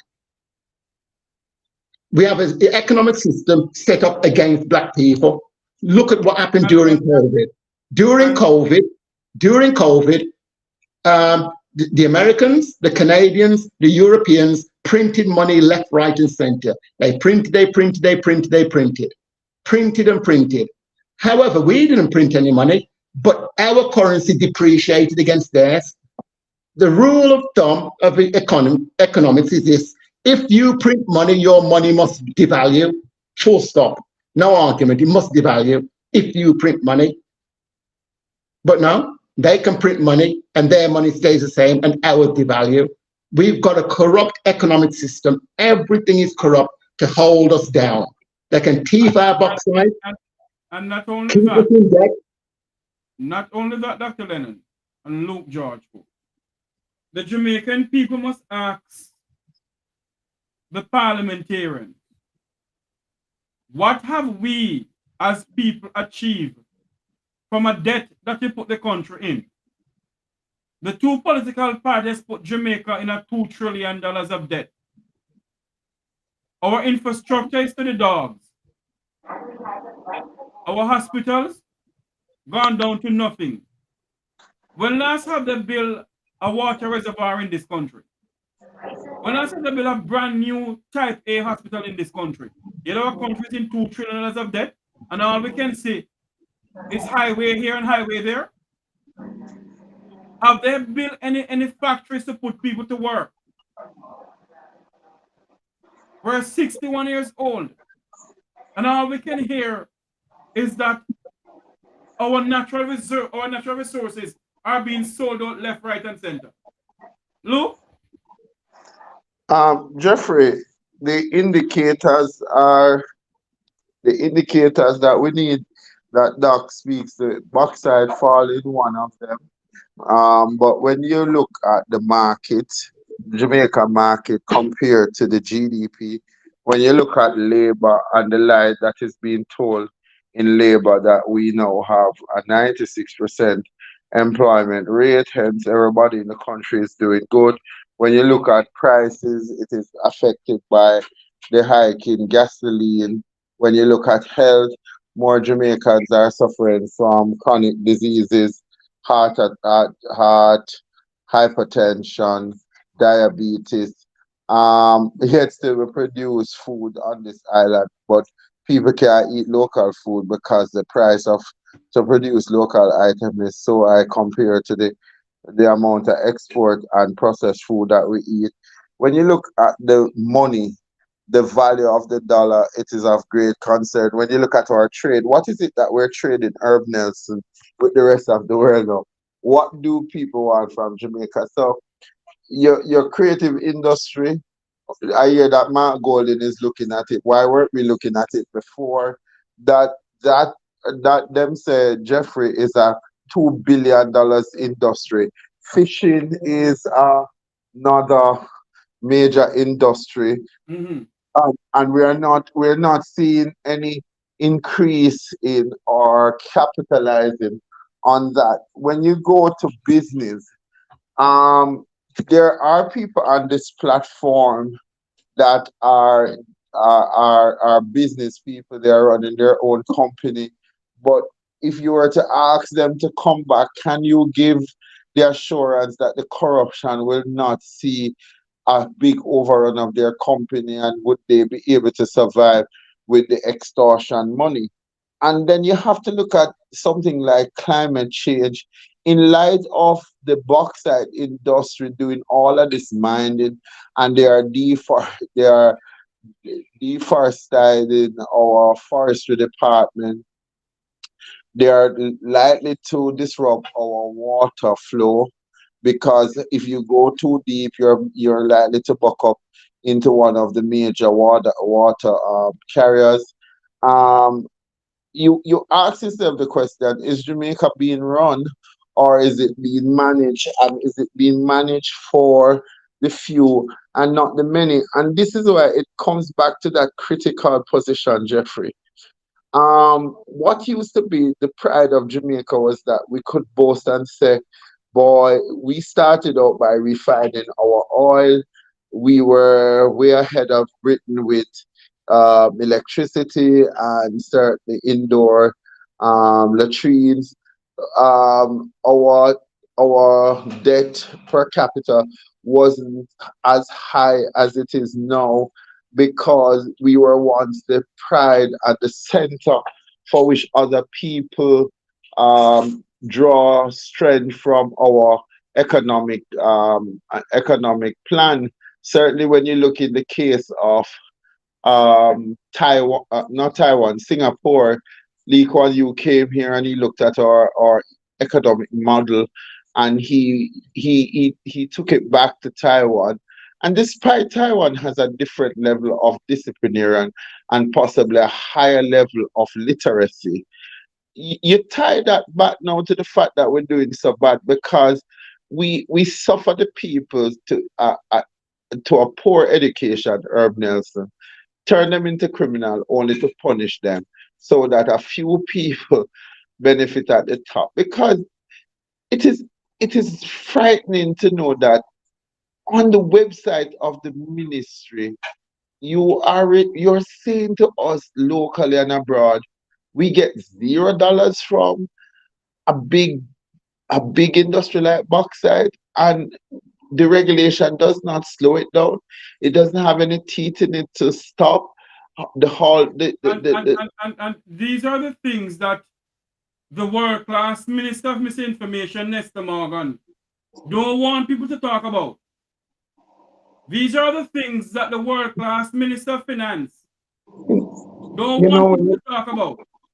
When you talk about the world class members of parliament and the administration, it's an insult to the rest of us that we're spending our evening having to educate people. And this is where I agree with John.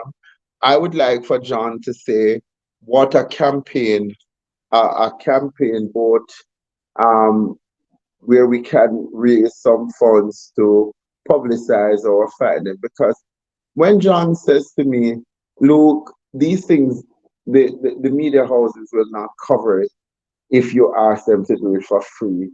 But if we were to able to dangle the carrot in front of the rabbit, could we get more bites? Can we have the national bauxite debate and we invite people to come and talk, John being the champion in our group, and we invite somebody else to look at bauxite and just what are the pitfalls in it if it is not managed right. And this goes to the heart of what I keep on saying, Jeffrey. Yeah. It's one thing for us to come on this platform to speak to the crowd of the converted choir members who knows that what is happening in Jamaica from their standpoint is hard. But it's another thing when it hits home and you're trying to get people to understand that it is not government for the people. It is every 5 years I take your vote and deliver nothing to you. And if you were to divide the national debt by the population of 3 million people that are currently residing on the island, in my generation, in your generation, the debt will continue to increase, where members of parliaments and ministers of the administration can get a higher pay increase, but the deliverables are not there for the people to see that the government is actually working for the people. These people go in there dirt poor, Jeffrey, and they come out very rich. And so I say I support the one legal fund that we need to bring a legal case against the government in addition to supporting John Lennon's public education. And there are some people who might not be in support of it, but I believe we offer incredible responsibility on this platform to give John the support that is required for public education, we are to earmark every backside community, have public forum, have town hall meetings, have these things being Zoom on your program and other program, and to let people come out and account for it. But John will have the empirical evidence to say, but this is what is. And when you talk about access to information, it's a sophisticated thought, but there is nothing in it that guarantees that you get the information that you need. But I believe that John is sufficiently an authority on bauxite and mining and just looking at GDP and how it is stifling us Yeah. home, and it makes it difficult for you guys who send the remittance to support programs that are supposed to be empowering people. But the truth of the matter is that the Jamaican people are, I wouldn't say they are done, I would say that they have become victims of Stockholm, Yeah. because they have been fed a healthy dietary of lies by both political dynasties. Yes. And the only way we can debunk that is to remain vigilant out there in their face, spreading, giving information, helping people to rethink what it is that we're hearing. And John, I would say, just as how we have started the One Legal Fund Jamaica, we need to look at public education and to start to train people in advocacy so we can make a greater dent. When people recognize that it is because we care why we're doing this, then I believe that more people will come and support it. And we can do it in a comparator study to show where bauxite mining might be working more effective with the safety measures and all the other things in place, so that we can at least direct people to the possibility of, if this was structured properly, then there is more to the right. But Yeah. sad to say, our government, and it looked like they're just state terrorists when you hear it. And when you listen to government right across the length of the United States is 4 days out from closing down government, because people are more interested about what the party lines are than the people who are going to be adversely affected by it. And I thought that people really went there to support people. But the lie in that is diamond for thyself, and I take more than what I'm prepared to give. Yes. I'm going to let Herb Nelson and Doc talk in a minute, but I have to read this to you all. First of all, somebody in the chat room asking if we start import ganja, would it help the country? Let me say something to you. The people of the Vumbaba and the Vumbavi have the ganja license to over $500,000. So the people of St. Elizabeth and Negril and those places can't afford the ganja license. Let's turn to the foreign exchange. A day ago, the foreign exchange rate, let me read it properly. Today's foreign exchange currency trading, the US dollar gained 8 cents to close the day at $155.54. Meanwhile, the British pound sterling lost $1.81 to close the day at $190.44. And the Canadian dollar lost 41 cents to close the day at $115.61. You see what is going on? Our dollar is taking a nosedive like Zimbabwe. Just like Zimbabwe's money. That's how Jamaica is going. Down and down and down. Herb Nelson, you're back with us. Unmute your mic, Sir Nelson.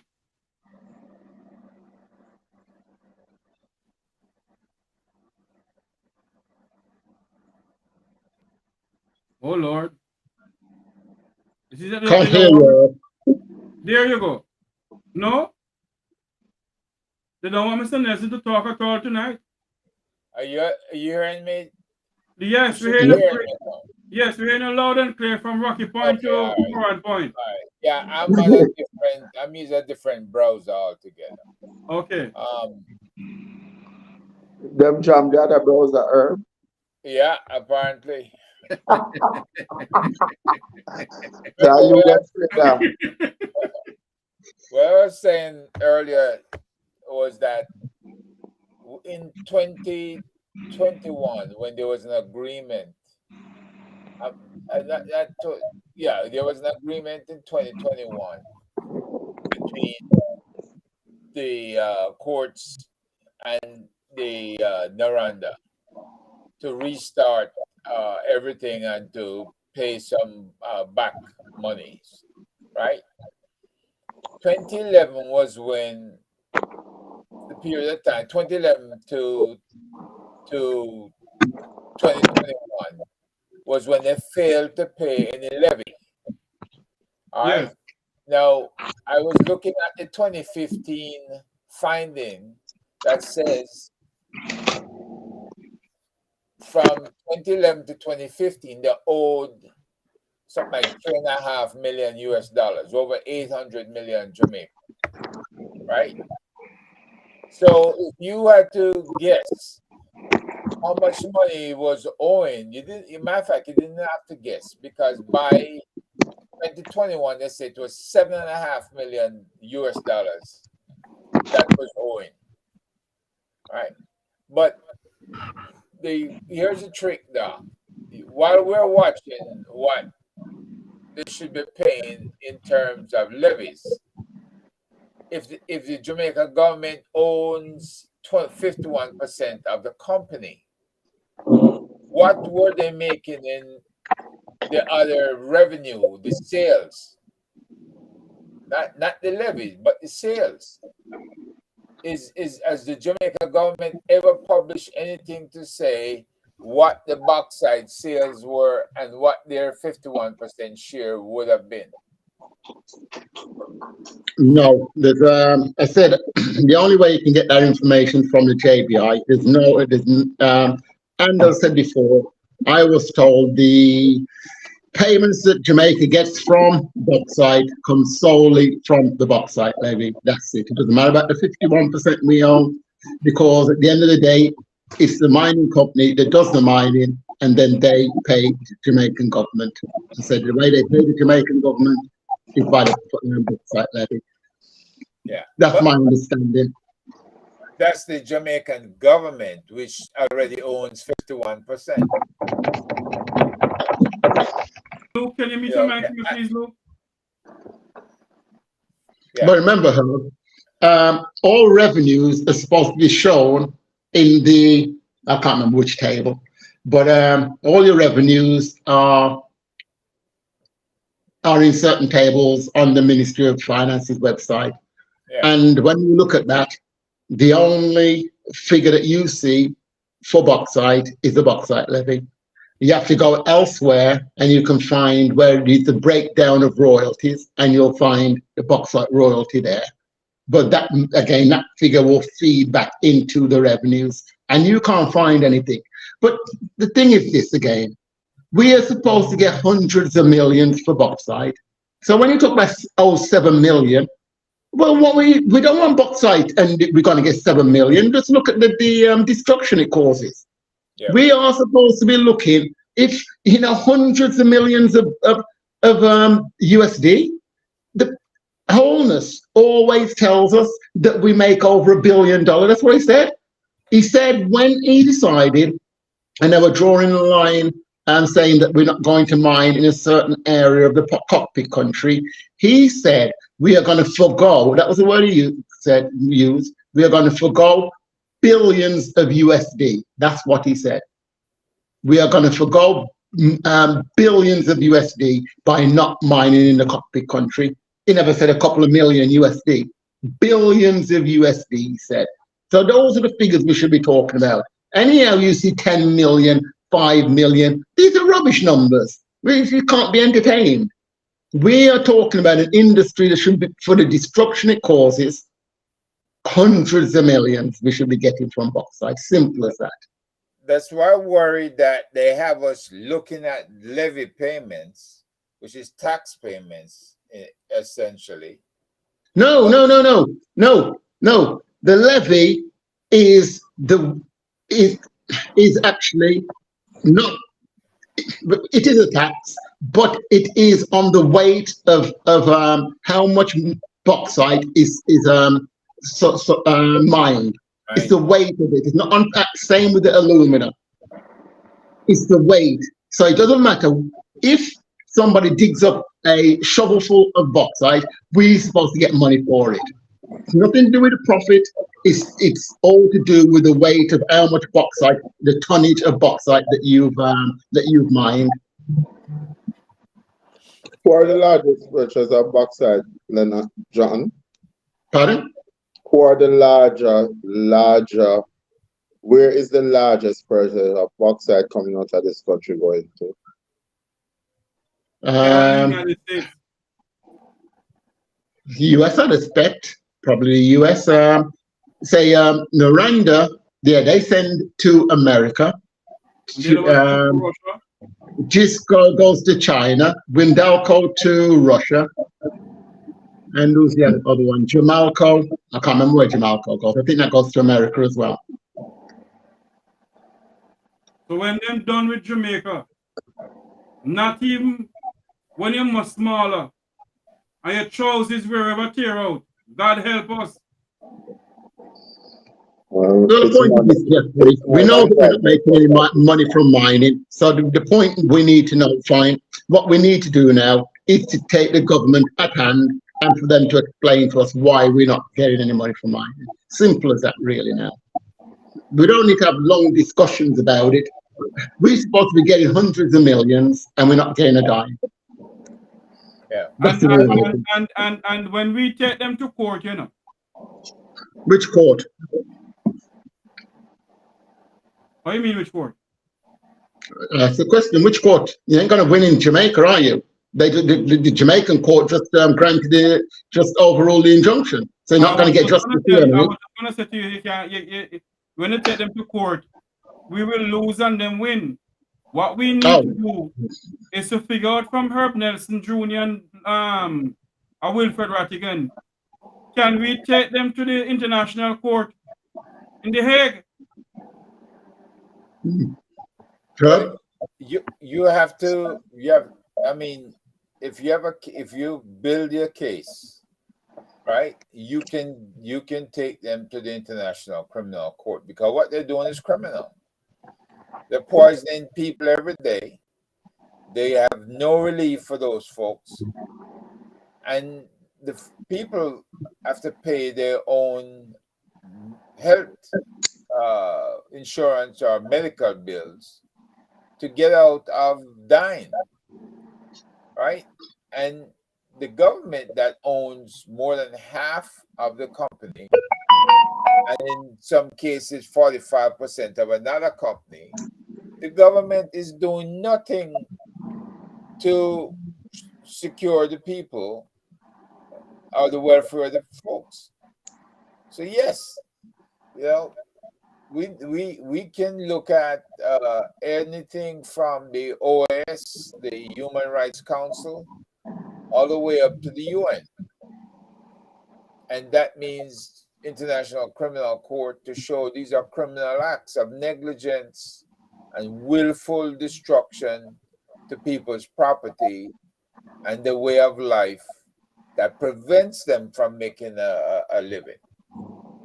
And again, this is why we do need the one Jamaica Legal Defense Fund, because we have to prepare for big fights like those.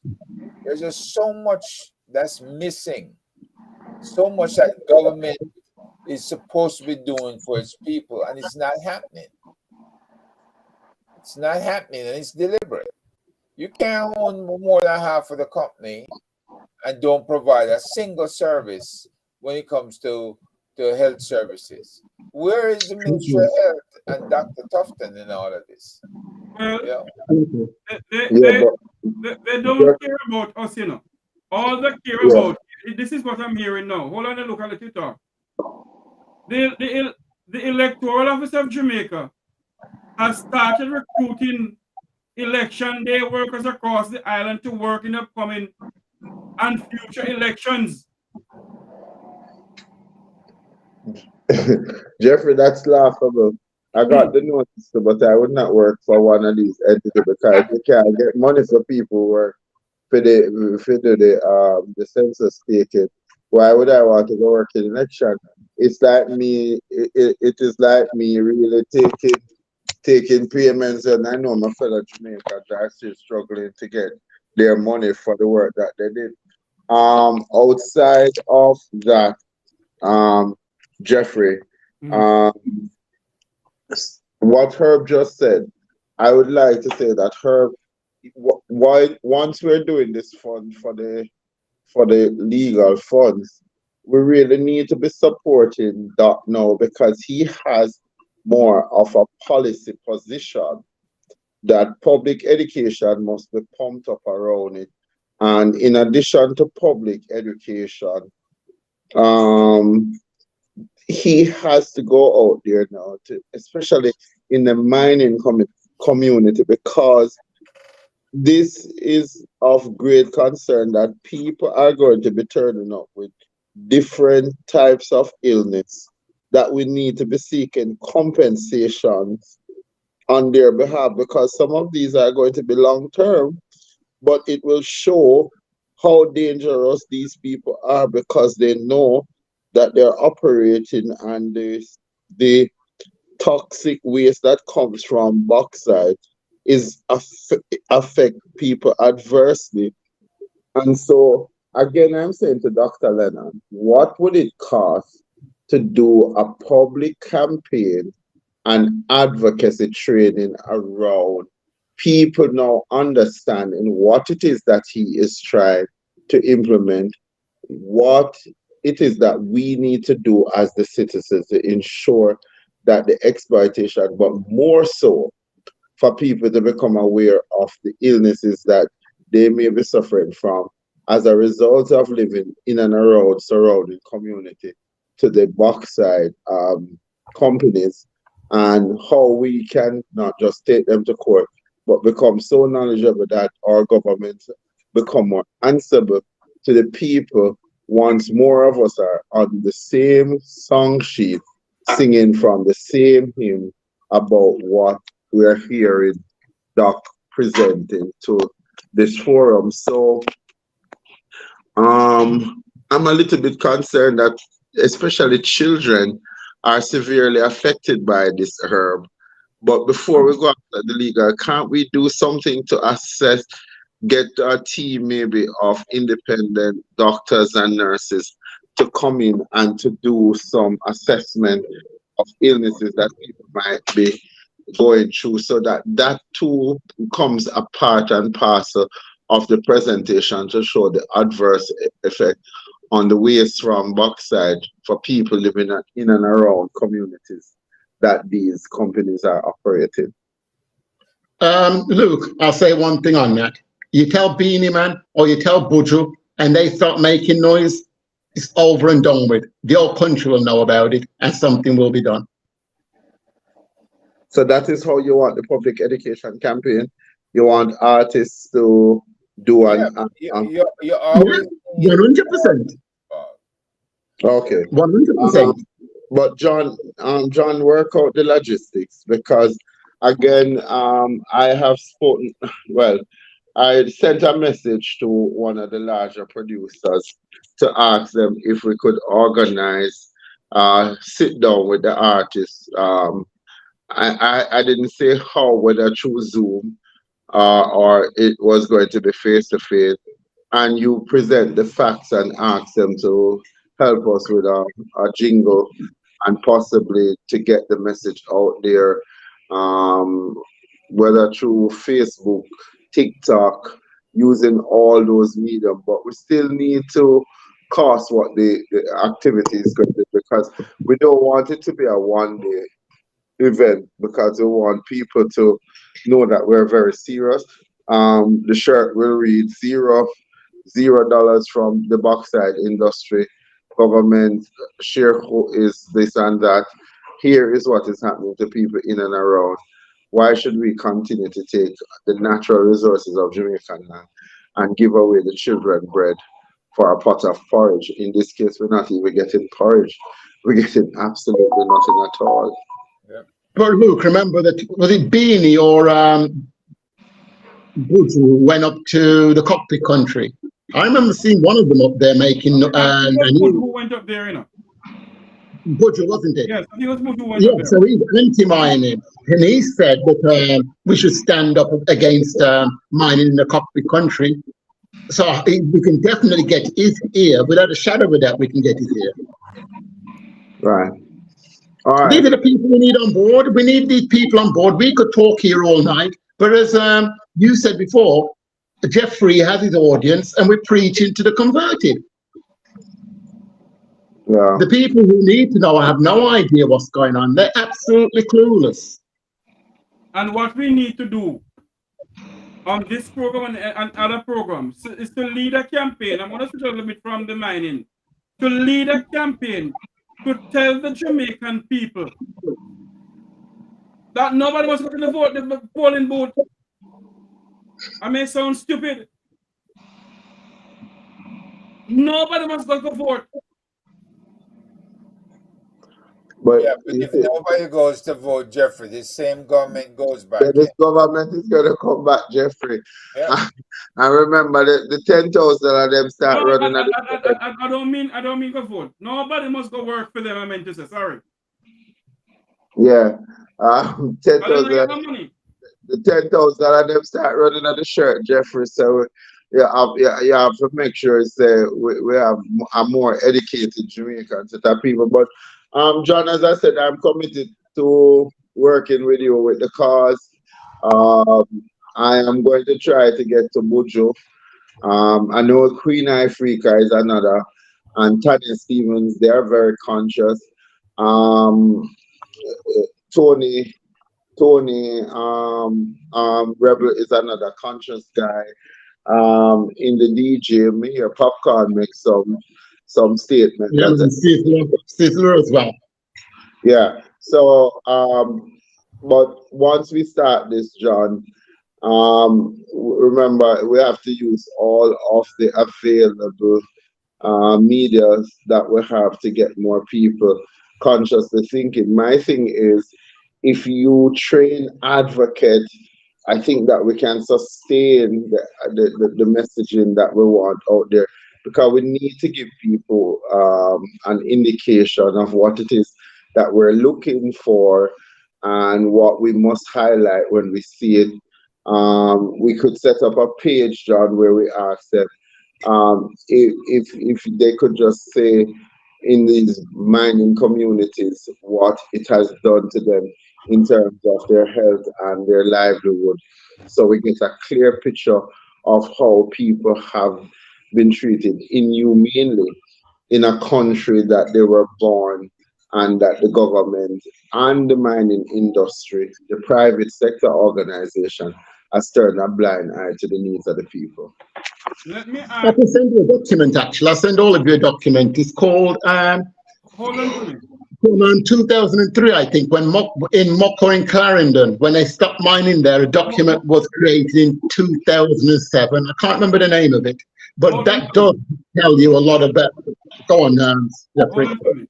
I'm gonna play a video for everybody and tell me who this artist is, because I don't remember who he is. When if you just finish it, tell me who he is. You know, see, all now the leader them now look pound. All our people them we want to see a better Jamaica. Make me see this. Level, take them down. You're not gonna see a better Jamaica till you start vote for the country and the policy, and not a MP, a prime minister, nor a councillor, but the policy they presented. We don't vote for party or personality, we vote for policy. That's Bounty Killer. Yeah, somebody put Bounty Killer, somebody put up. Thanks, Mitchie. Bounty Killer. Yeah, man, we need Bounty Killer. You all think I'm not watching, but I am. Bounty killer Herbie. Yeah, man. Herb, you're trendy, you know the poor people governor. Oh, yeah, I tell you. If this a school challenge, Chris, you press the button faster than we. What can I say, man? I got Jeffrey, ear to the ground, you know. Jeffrey, play the video that I sent you of Malihu Fort, please. Yes. So people, yeah, play that, I please. want you to listen to this. She was addressing newly instated justices of the peace in Westmoreland, where she charged them to stand firm in their integrity when carrying out their legal duties. I ask you to pay attention, pay close attention. Not only must you do what is right, what is lawful, and what is ethical, you must also refrain from doing what is wrong, what is unlawful, and what is unethical. Kimberly Henry, CVM News. More news. Maybe just talk Yep. Darren right there, sir. Yeah. Ethical. Yeah. We should be talking to our own party members. Thank you very much. Exactly. You're doing what? Hear you. You should be talking Remember when to we grabbed the the JLP and the position PNP. that oneself? Yeah. Look who is talking about ethical. The Media. same lady who do not want to disclose the name of people that are current. You see, this Yeah. is what the hypocrisy that gets to me. Mhm. We call these people honorable. Honorable, my back foot. Why don't she come out and call the name of the 5 people that are currently being investigated by the Integrity Commission and set our minds at ease to say that she is the government of the people, for the people, and will stand with the people, and any players regarding of political alliance will not go unpunished. If she comes out and say to me tomorrow, here are the 5 names of the people that are on the investigation, pray tell that her name is not on the list, then I would take that message to be serious. But they're always telling other people to live up to their integrity while they are not. And this is the hypocrisy. If it was the time of Ananias and Sapphira, she would have dropped on that stage and she would have been dead. I hear you. And you know something?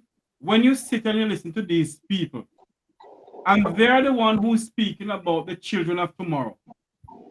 And look what they do to the people of this country. Tell you. 3 people killed Sunday, 3 people killed yesterday. An 8-year-old. Come on. If we were the country that lady talk about, why is it that they're always telling a story about what other people must be, but they are not held to the same standard? Yeah. And this is why I'm gonna understand why people give them public space to speak in. It's the same rhetoric over and over again. Everybody else must live up to higher standard than them. See? It's the whole thing. Do as I say, but not as I do. That's how these people Damn live. right. This is how they exist, right? And they twist people's brains, you know, in making them into marshmallow, because they don't want them thinking. That's why the education system is failing, because they want people coming out of the system that can't think for themselves. They have to be led. But Herb Nelson, you know that, sad to say though, you see, between the 15 to 18-year-old, which makes up a large percentage of this country population, don't listen to these people enough. Yeah, that's Them make true. up their mind, no better heard, no better back. And as again, Mr. Herb, when they took Vibes Cartel to lock up, in one day, 100 young people right across the length and the breadth came out in the street. In 5 days, you had close to 1 million young people who were protesting the lockup of Vibes Cartel. And it tells me that when the leadership fails, people turn to those alternative people who they believe have their best interest. And it should be an indictment on government and successful government that the people are rallying to other people for leadership because they don't believe that anything that any of these people say. It is so sad. And this is why instead of embracing John Lennon, you should say, okay, here's your opinion. Tell us what it is that you're suggesting that we do. Let us look at it in a reasonable fashion. Let us go out there and create new terms of reference and policy for how these bauxite company. How do you suggest that we capitalize and gain in more money so that we can pump it into critical institutions like education, health, environmental protection? I drove past the forestry department on Monday on Constant Spring Road, and I meant to stop to take the picture. This is the forestry department that looks at preserving some of our natural resources, and the place is in shambles. The place is in shambles, and I'm saying, my God. Like a forest too. Eh? It looking like a forest. The building look like Chichinyam down, and it is about to drop down anytime soon. And I wonder why. Hold on there, no look. It's the same way termite eating them out them brain in the parliament. It's termite. Not termite. It's not termite, Jeffrey. It's the same way all them full of skullduggery and liar, and them just thief. Right? She installing JP and telling them what? This is the same lady who says she believes that the Charter of Right should be reviewed because it prevents government from effectively carrying out their function under this the SME, the state of emergency. And this is the same lady who you're telling me that a committee writes a gag order and implement it on the Integrity Commission, but everything has to go through the office of the Attorney General office and through her ministry. And she's not saying, no, my ministry will not keep information from the Jamaican people, but we will rather seek the prosecution of even people within my own political party to ensure that we have leaders at the highest level of accountability and integrity. Yeah, but the only way we can get that, Luke, is with a brand new constitution written by the people for the people. That's the only way we're going to get all the things that we need. The only way we can do that. But the person who is supposed to be doing it, the same lady, she's the same. There's the same lady who's head of the constitutional reform who talking about. Yeah, but we're talking about them, Jeffrey. Jeffrey, they can't do anything for us. Look, they're the same people. Hold on there. She is the one who is in charge of the constitutional reform committee. The same person who has no integrity. Yeah. They're the one, and until now, the diaspora that contribute $1 billion a year to the Jamaican economy. No one is sitting on the Constitutional Reform Board. Yeah, but Jeffrey, I'm not talking about them. I'm saying that the only way we can get the Jamaica that we need and deserve is by having a brand new constitution. We know 100% that the JLP and the PMP cannot, in a million years, deliver that. So we have to have a new constitution. Only way we have a new constitution, we can get rid of all the corrupt politicians and the corrupt civil servants, because it'll be in the constitution. Our bauxite won't be able to give it away because all our resources will be protected by the constitution. We'll have solar and wind protected by the constitution. The only way we can do what we need is a new constitution. Let me say something to you. Our constitution protects a lot of things, you know. But these people, according to Jerry Small, you know what, let me not repeat what Jerry said. These people can go in the middle of the night and amend the constitution to suit themselves, and we know nothing about it. Yeah, and that's what I'm saying. We have a new constitution. But hold on, what I'm trying to say to you. John, I recently asked a question, and let me ask it of you. Is there anywhere in the world that you see a constitution that you would like to draft something similar to that, so that Jamaica can really be put on the road to success? No, because I've never looked at anything like that. I can tell you what a few things that we need to have in our constitution, but I will leave it to bigger heads and other people, because it's going to be for the people, isn't it? It will take how many years? Many years it will, to draw up the constitution. But remember, this is going to be the foundation of building Jamaica. We haven't got a foundation. We can't build Jamaica on quicksand, because that's what we've got. As you just said, Jeffrey just said, these guys can turn around and amend the constitution behind our back at any time they want. We can't have that. We have to have a brand new constitution written by us. They said we'll make sure that all the parliamentarians will be clean. That will be in the constitution, because they'll all be audited. There's no chance of anybody who's corrupt. What's it say in the Bible? It's easier for the camel to pass through the eye of a needle. It'll be the same thing for us. It'd be easier for a camel to get through the eye of a needle than for the corrupt to be in parliament. Dan, hold on, you're not saying it correctly. It is easier for the poor people of Jamaica to go through the eye of a needle. Jeffrey, behave yourself. Continue on, say, yeah?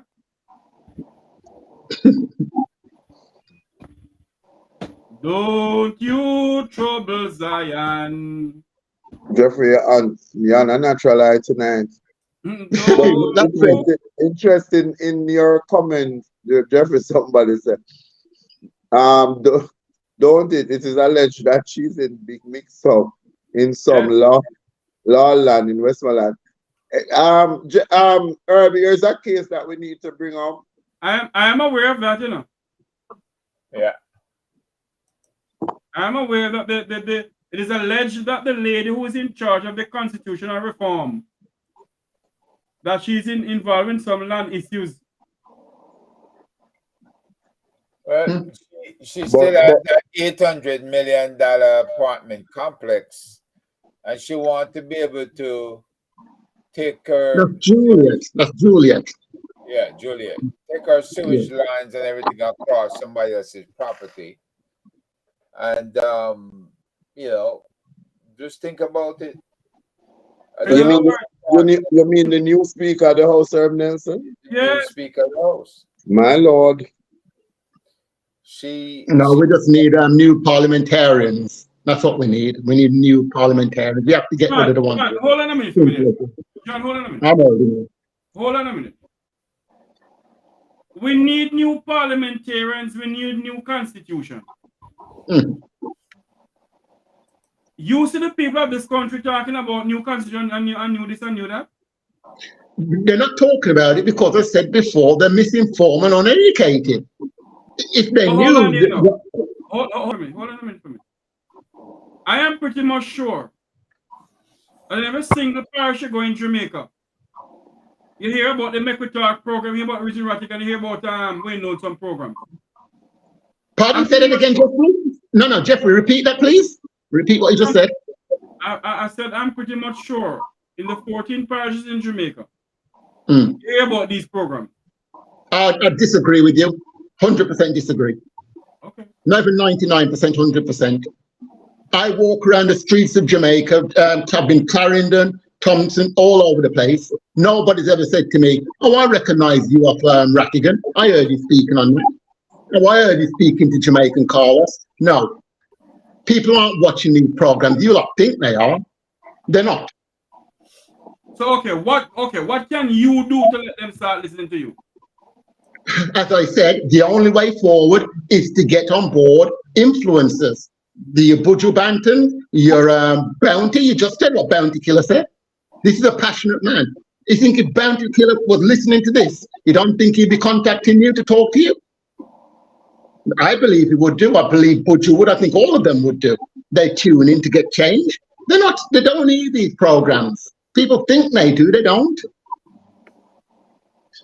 I'm willing to make John, I never hear John, they anybody. do. I've talked to John, people who say win Rattigan, and John, nobody's heard of Rattigan. John, Nobody's heard of your show. John, Go on, John, everybody on this platform and other platform, John, are doing their bit to try to get the public more aware and to stir up a sort of civic pride. I agree with you that there is a need for Jeffrey and others to build out the platform so that people, because I didn't say to build out the platform, Luke. I didn't say that about build that platform. no, I am saying, John, I'm saying that there is a need for this platform to be built out because you must remember that internet radio is a new phenomenon to a lot of Jamaica, and we get our news from CVM and TVJ or one of the many radio programs. And so to build out this platform, maybe what we need to do is to connect internet radio, which will give you a wider listenership to more of the radio program, the Mellow FM, and some of the others that people are listening to.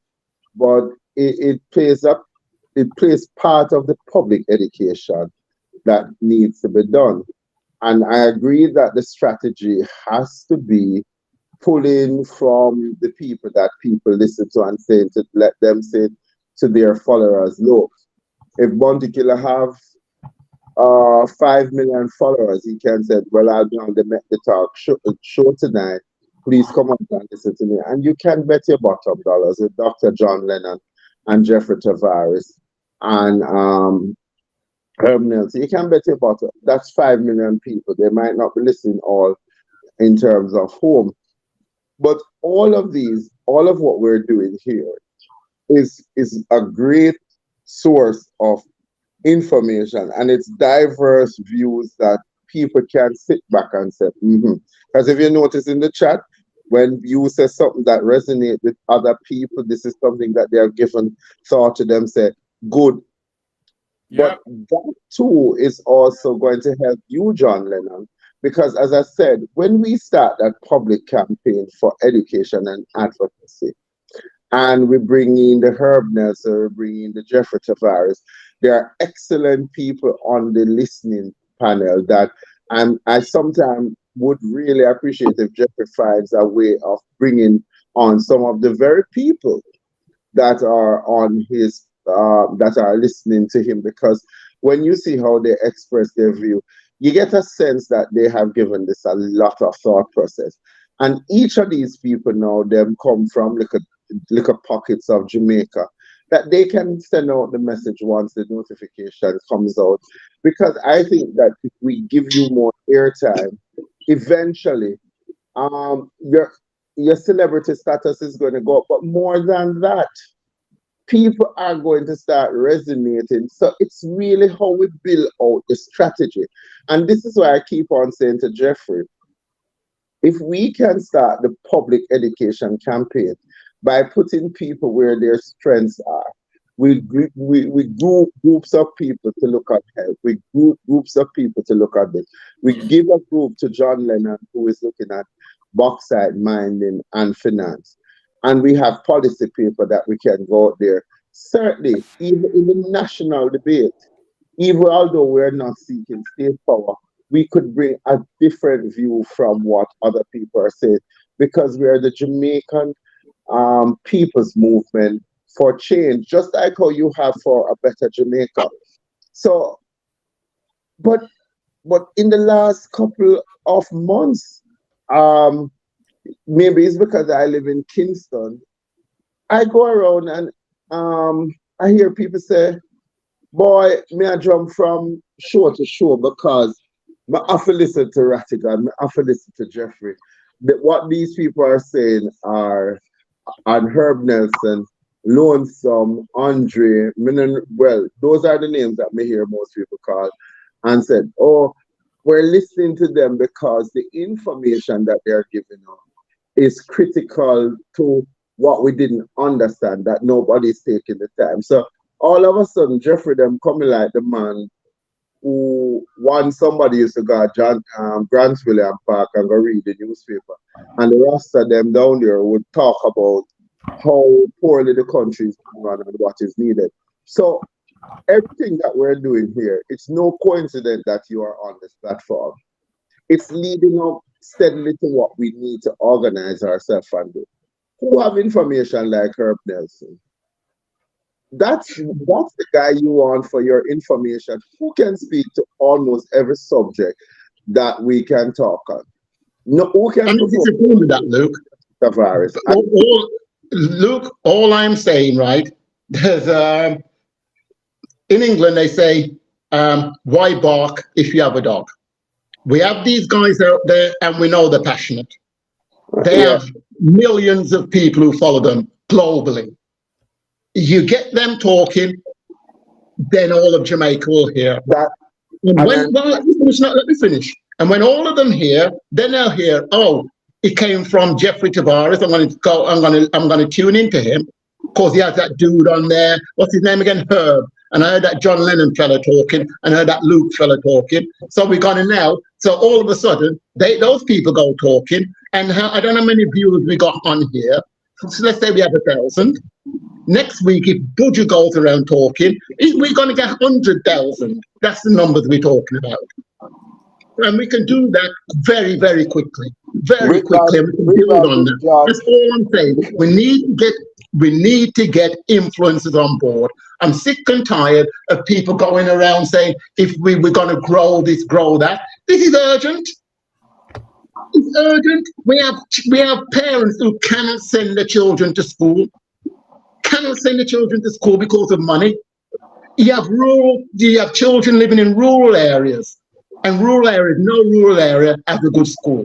If you could be the brightest child in the world, your parents doesn't have the money to send you to school. So if you're in Thompson Town or Victoria and you want to go to Glenmuir, you can't go to Glenmuir. You end up going to Thompson Town.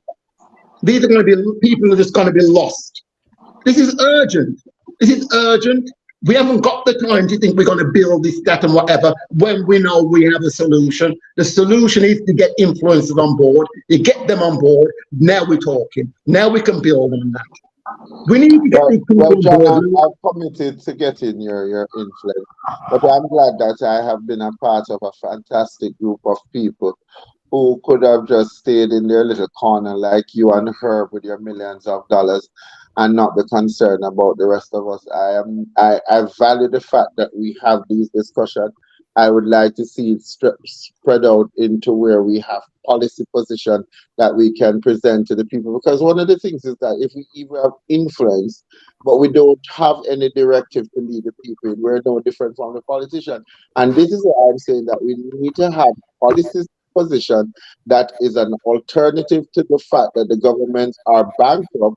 And if we are fresh and innovative with the ideas, then we need to make sure that those ideas are put in a document so that when my children look at it, John Lennon would have taken on the government with a team of Jamaicans who stood up for the people of Jamaica at a critical point. And that's not taught. That is something that must be in the history of Jamaica when it is written.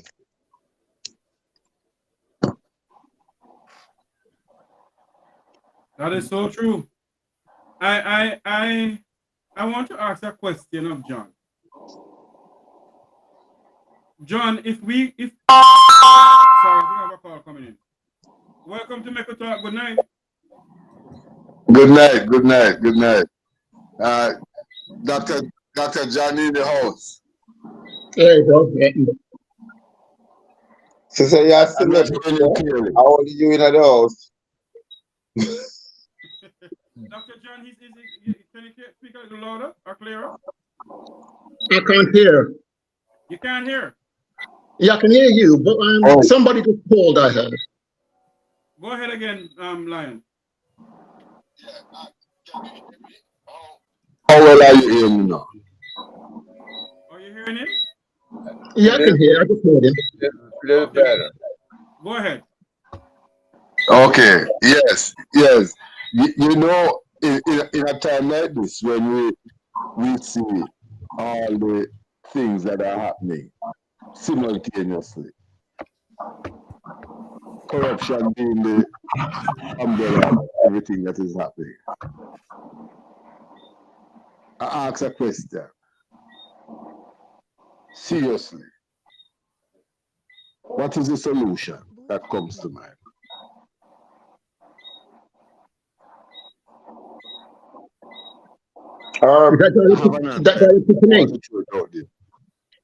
What is the solution that first comes to mind after serious thought? I mentioned a solution. One solution is that we have to have a brand new constitution. If we have a constitution, we have a foundation to build on. We've got nothing to build on at the moment. A new constitution will guarantee that we have quality education that we don't have. For instance, we know that money leaves education and goes to JPS.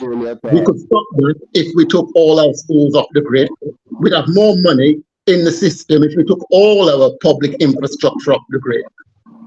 We'd cut down crime quite quickly if we had if all our roads were had street lighting, solar powered street lighting. So there are solutions out there. But we have to, as I said, we have to have better education, and we have to change the economy. We can't have an economy that we have at the moment based on tourism and BPO sector service. We can't do that. We must have manufacturing, and the only way we can have manufacturing is by having solar powered industries. England, that doesn't have any sunshine, it has solar powered factories, and yet Jamaica doesn't.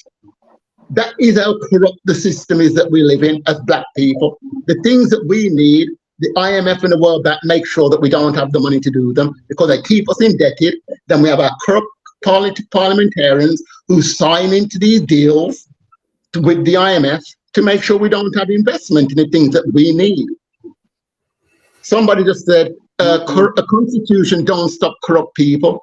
The constitution will stop corrupt people from entering politics and stop corrupt people from being top civil servants. John, hold on there for me now. How would you know if they're corrupt? Come on, guys, come on. It's like saying that somebody finds a solution and then you want to pick a hole in it. Do we or do we not agree that we need a new constitution? Yes, of course. Yes, we do need a new constitution. All right. If I can add something as the one who asked the question, right? I just wanted to provoke a thought so that we could bring some clarity. And here we are now discussing infrastructure, policies, and programs that all those persons that are in power right now, both administration and opposition, and the private sector, they're quite aware what is needed to be done. They're educated. They're not stupid. This is not about stupidity or, just mere bad governance because they don't know what they're doing. No, that's not the point. It is intentionally designed that way. And if it is intentionally designed that way, then I can understand John going towards the Constitution because he wants to get to the base of it. But I dare say it is even bigger than that because Jamaica is subject to geopolitical paradigms that the average Jamaican is just getting awake to. Take a look at this government. Take a look at this government. They have failed miserably in every regard. Yet, the who's who of the World Bank, United Nations, the US government, and the British government are coming here with money. Money in arms, gifts in arms. They have dubbed him the mini superpower of the world, albeit she were article in the Miami Herald. He has been placed as a champion boy in himself and Trudeau in Canada, as the one who's leading digitization in the world. Eh? Imagine that. We don't even have all the stoplight working. And yet we have that significant august position in the world. So, oh, Luke is on. Yeah. Luke?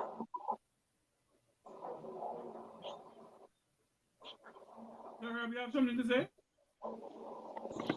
Yeah, I'm listening to Lion, and he's for the most part on point. But look, once you have a constitution that can be enforceable, is the key word here. Enforceable meaning that it gives the citizen the right to recall or replace corrupt, disabled,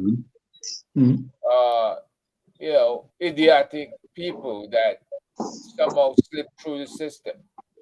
But you can't say we don't know how to screen our politicians. If there are rumors out there about a politician having 5 baby mothers and 25 kids, and that politician is married, you certainly don't want that politician up there, because what they're doing, they've added to the problems inside the country and did not bring any solutions to the table, right? So you have to look at each person and evaluate first. You have to evaluate based on what they've been saying and based on what their resume or CV is saying who they are, right? If this person is coming and this person is known affiliate of drug dealers, of weapons trafficking, dealing with gangs and dealing with trafficking, sex trafficking, and all of this stuff, it will be known to the people. The people know. And the people have to be urged not to vote for persons with that kind of background. So we'll know, right? Short of running a background check on the politician who's running, you already know where they stand. You already have heard about them. And if you ask in the communities where they're from, where they have worked, all right, the companies and the corporations they have been working in, you can get a fair idea of who and what you're dealing with. Well said, exactly. The technology exists and the understanding exists. The will to do it is what is in question. And as far as the Constitution is concerned, let us take a look at Niger as an example and compare. Niger was once in slavery, Jamaica was once in slavery. Niger became so-called independent under colonial power. Jamaica became so-called independent under colonial power. The resources of Niger are being taken out to enrich France. That is a first world country. While the very area where those resources are being taken from, the people live in abject poverty.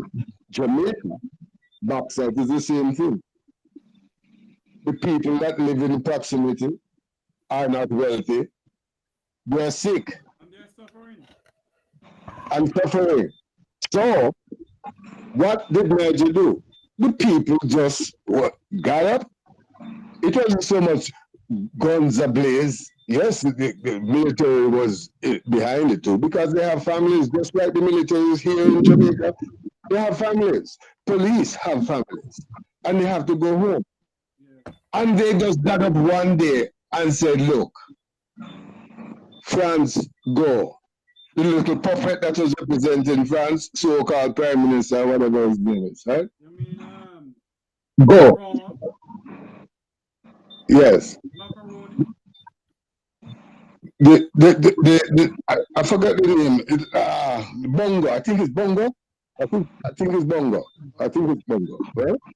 But the point is this. These similarities are not coincidental. Line, before we go further, I'm getting a wrap up signal here from the boss. The producer is Ah, wrap up signal. So hurry up and talk.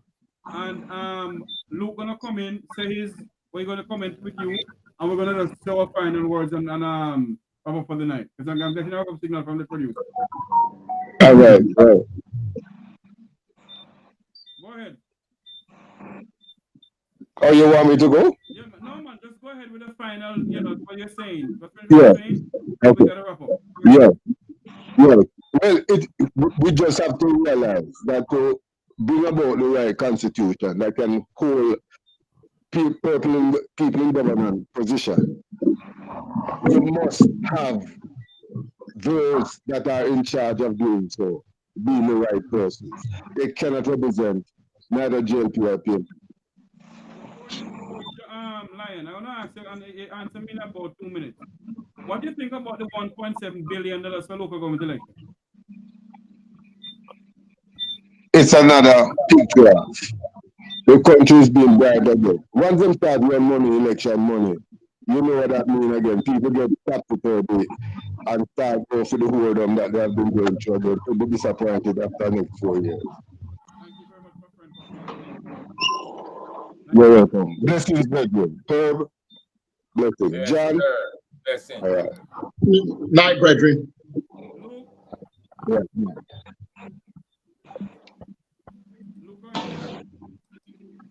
Me? yes, we're gonna wrap I up. can barely hear you, Jeffrey. Pardon me? Yeah. I can barely hear you. Can barely hear Jeffrey, you. I can hardly hear you. What's going Yeah. on? Are you hearing me now? Yeah, that's better. Okay, go ahead. Mr. Luke, Speaker, your final Mr. word on the program here. We're gonna wrap Yeah, up. I don't like that word Your final. closing words, Mr. Luke George Cook. It's a parting word. Your- Yeah, I don't like that. But look, it's interesting that we speak about constitution. And before we get to the constitution, I just believe that we have to start public education, the Jamaica People's Movement for change, and win for the Jamaican people, the minds of the Jamaican people. One victory for them.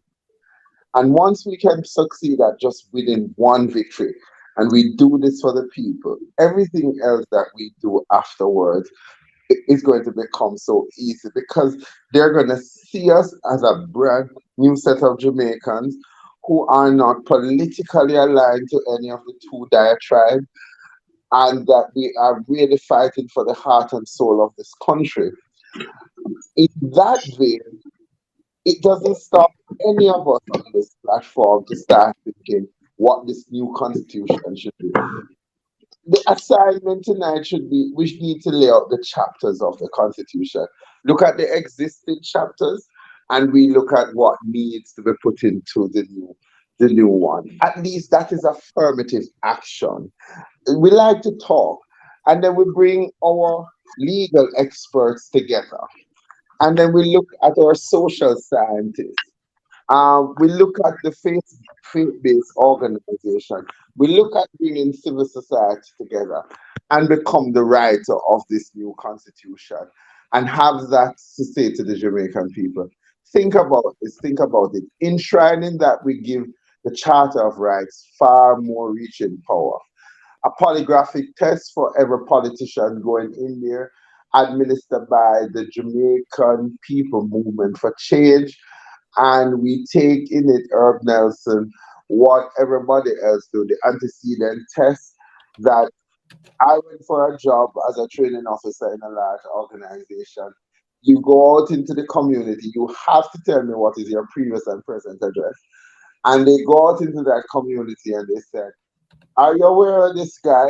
Somebody might not like him, say something, but at least you have the legal right to challenge if somebody said something about it might not be true. But if it is found to be true, it is the easiest way to disqualify you from holding that position because it means that you don't have the integrity. it is that to me is why it's more important for public education and a training of the Jamaican people, because one of the things, Jeffrey Tavares, is that we have to remember, we grew up hearing 4 or 5 generation of my family saying we're dieted this or we're dieted that, and that we are constantly reminded that we are eternally grateful to Michael Manley for providing us with the opportunity of education. And in some regards, it is the educated people in this country that are a menace to the society, because sons of former slaves did not take their overcoming with any great humility. Education is an enlightening element that can either make you more of a despot than a humanitarian. So ordinary people need to be empowered with this information. And in that vein, John Lennon, they have to make a decision if they remain in Egypt because worshiping idol gods is better than worshiping the true God in their spirit that tells them that there is no more social justice, there is no more natural justice. And we have moved away from the fundamental principle of being a brother's keeper. So if we can put country above our own personal need and know that if Jamaica does well, every Jamaican will have a stake in it. And that is why we start out at the community level by touching the heart and the mind of people, building out a national campaign around it. But when we talk about creating a constitution, we need to ask, where are the good men and women in Jamaica? Because I'm convinced that the evil that is so pervasive is because the so-called good men and women don't want to do anything about it. And for that reason, John Lennon and Herb Nelson and Jeffrey Tavares and your listeners, I celebrate you.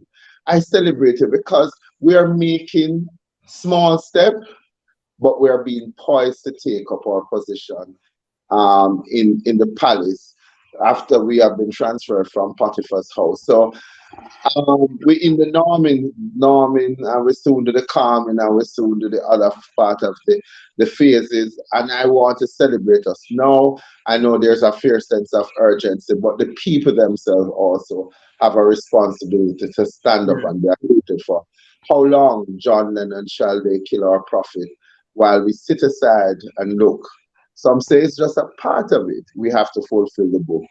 But our head, was made strong by the hands of the Almighty to forward into this generation triumphantly. Good night to you, panel. Good night to you, Jeffrey Tavares. We're going to go eat my two fried dumplings.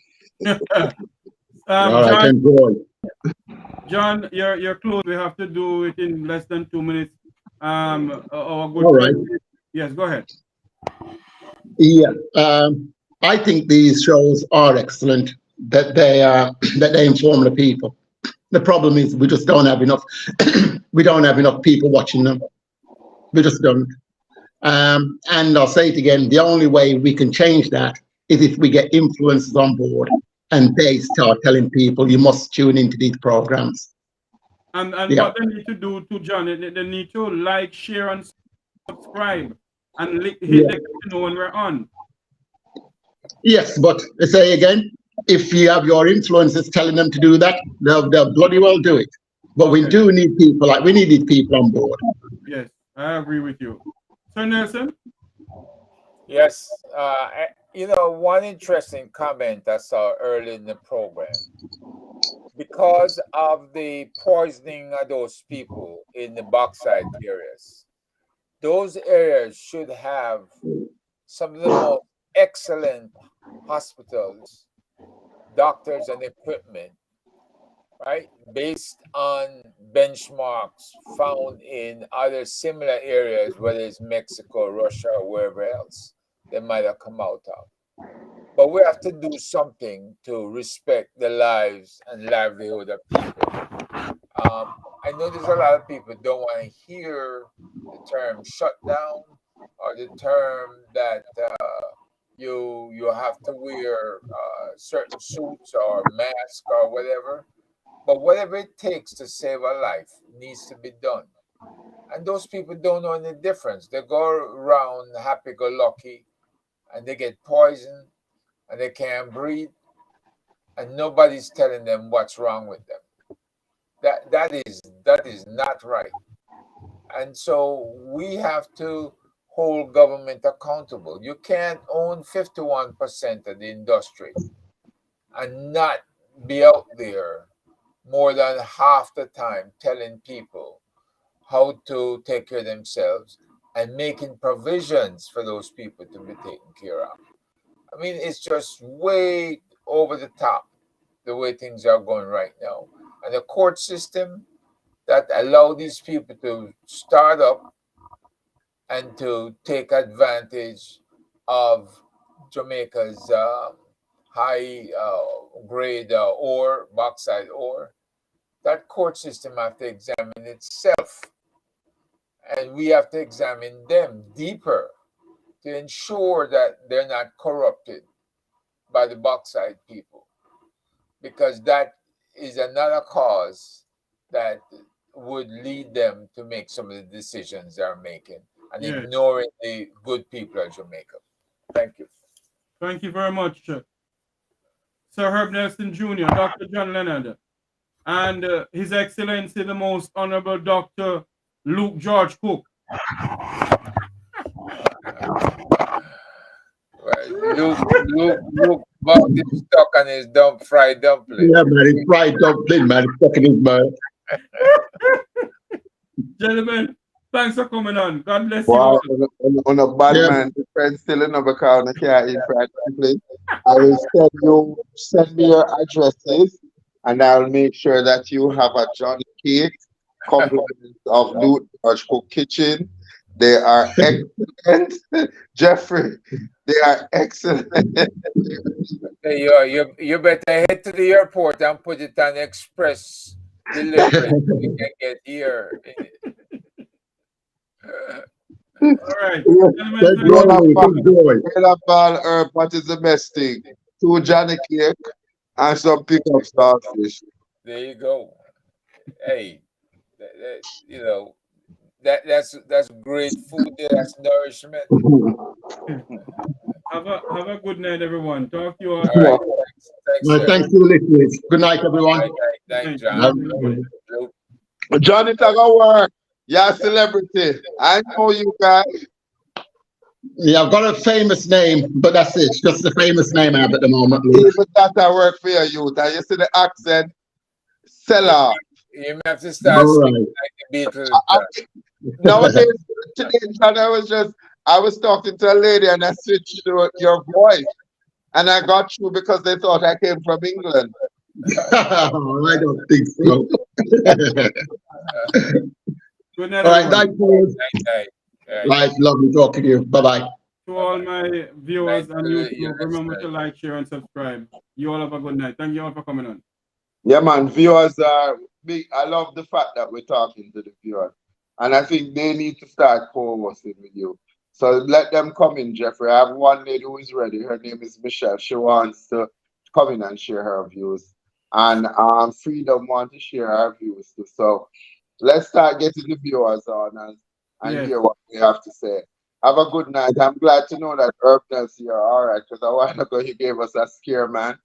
Here am I thinking, look, you're the closest thing to Warren Buffett that I know. Sorry. Yeah, you freeze a while ago, Herb. So don't scare us like that again. Oh, it should be all right. I'm all right, man. The one I'm worried about is the one behind me. He's stretched out back there.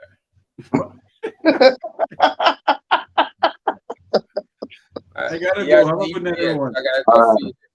Yeah. All right. Bye. All right, guys. Night.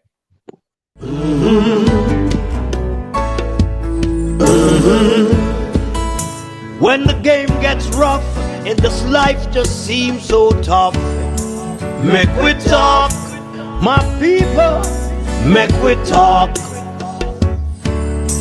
When this town becomes a an ugly place. Don't let it erase the smile from your face. Make we talk, people, make we talk. Conversation is the key, a guiding light for you and me. Spark a talk and you will see.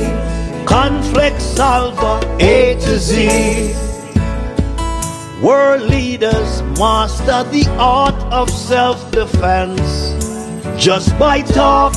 So people, make we talk.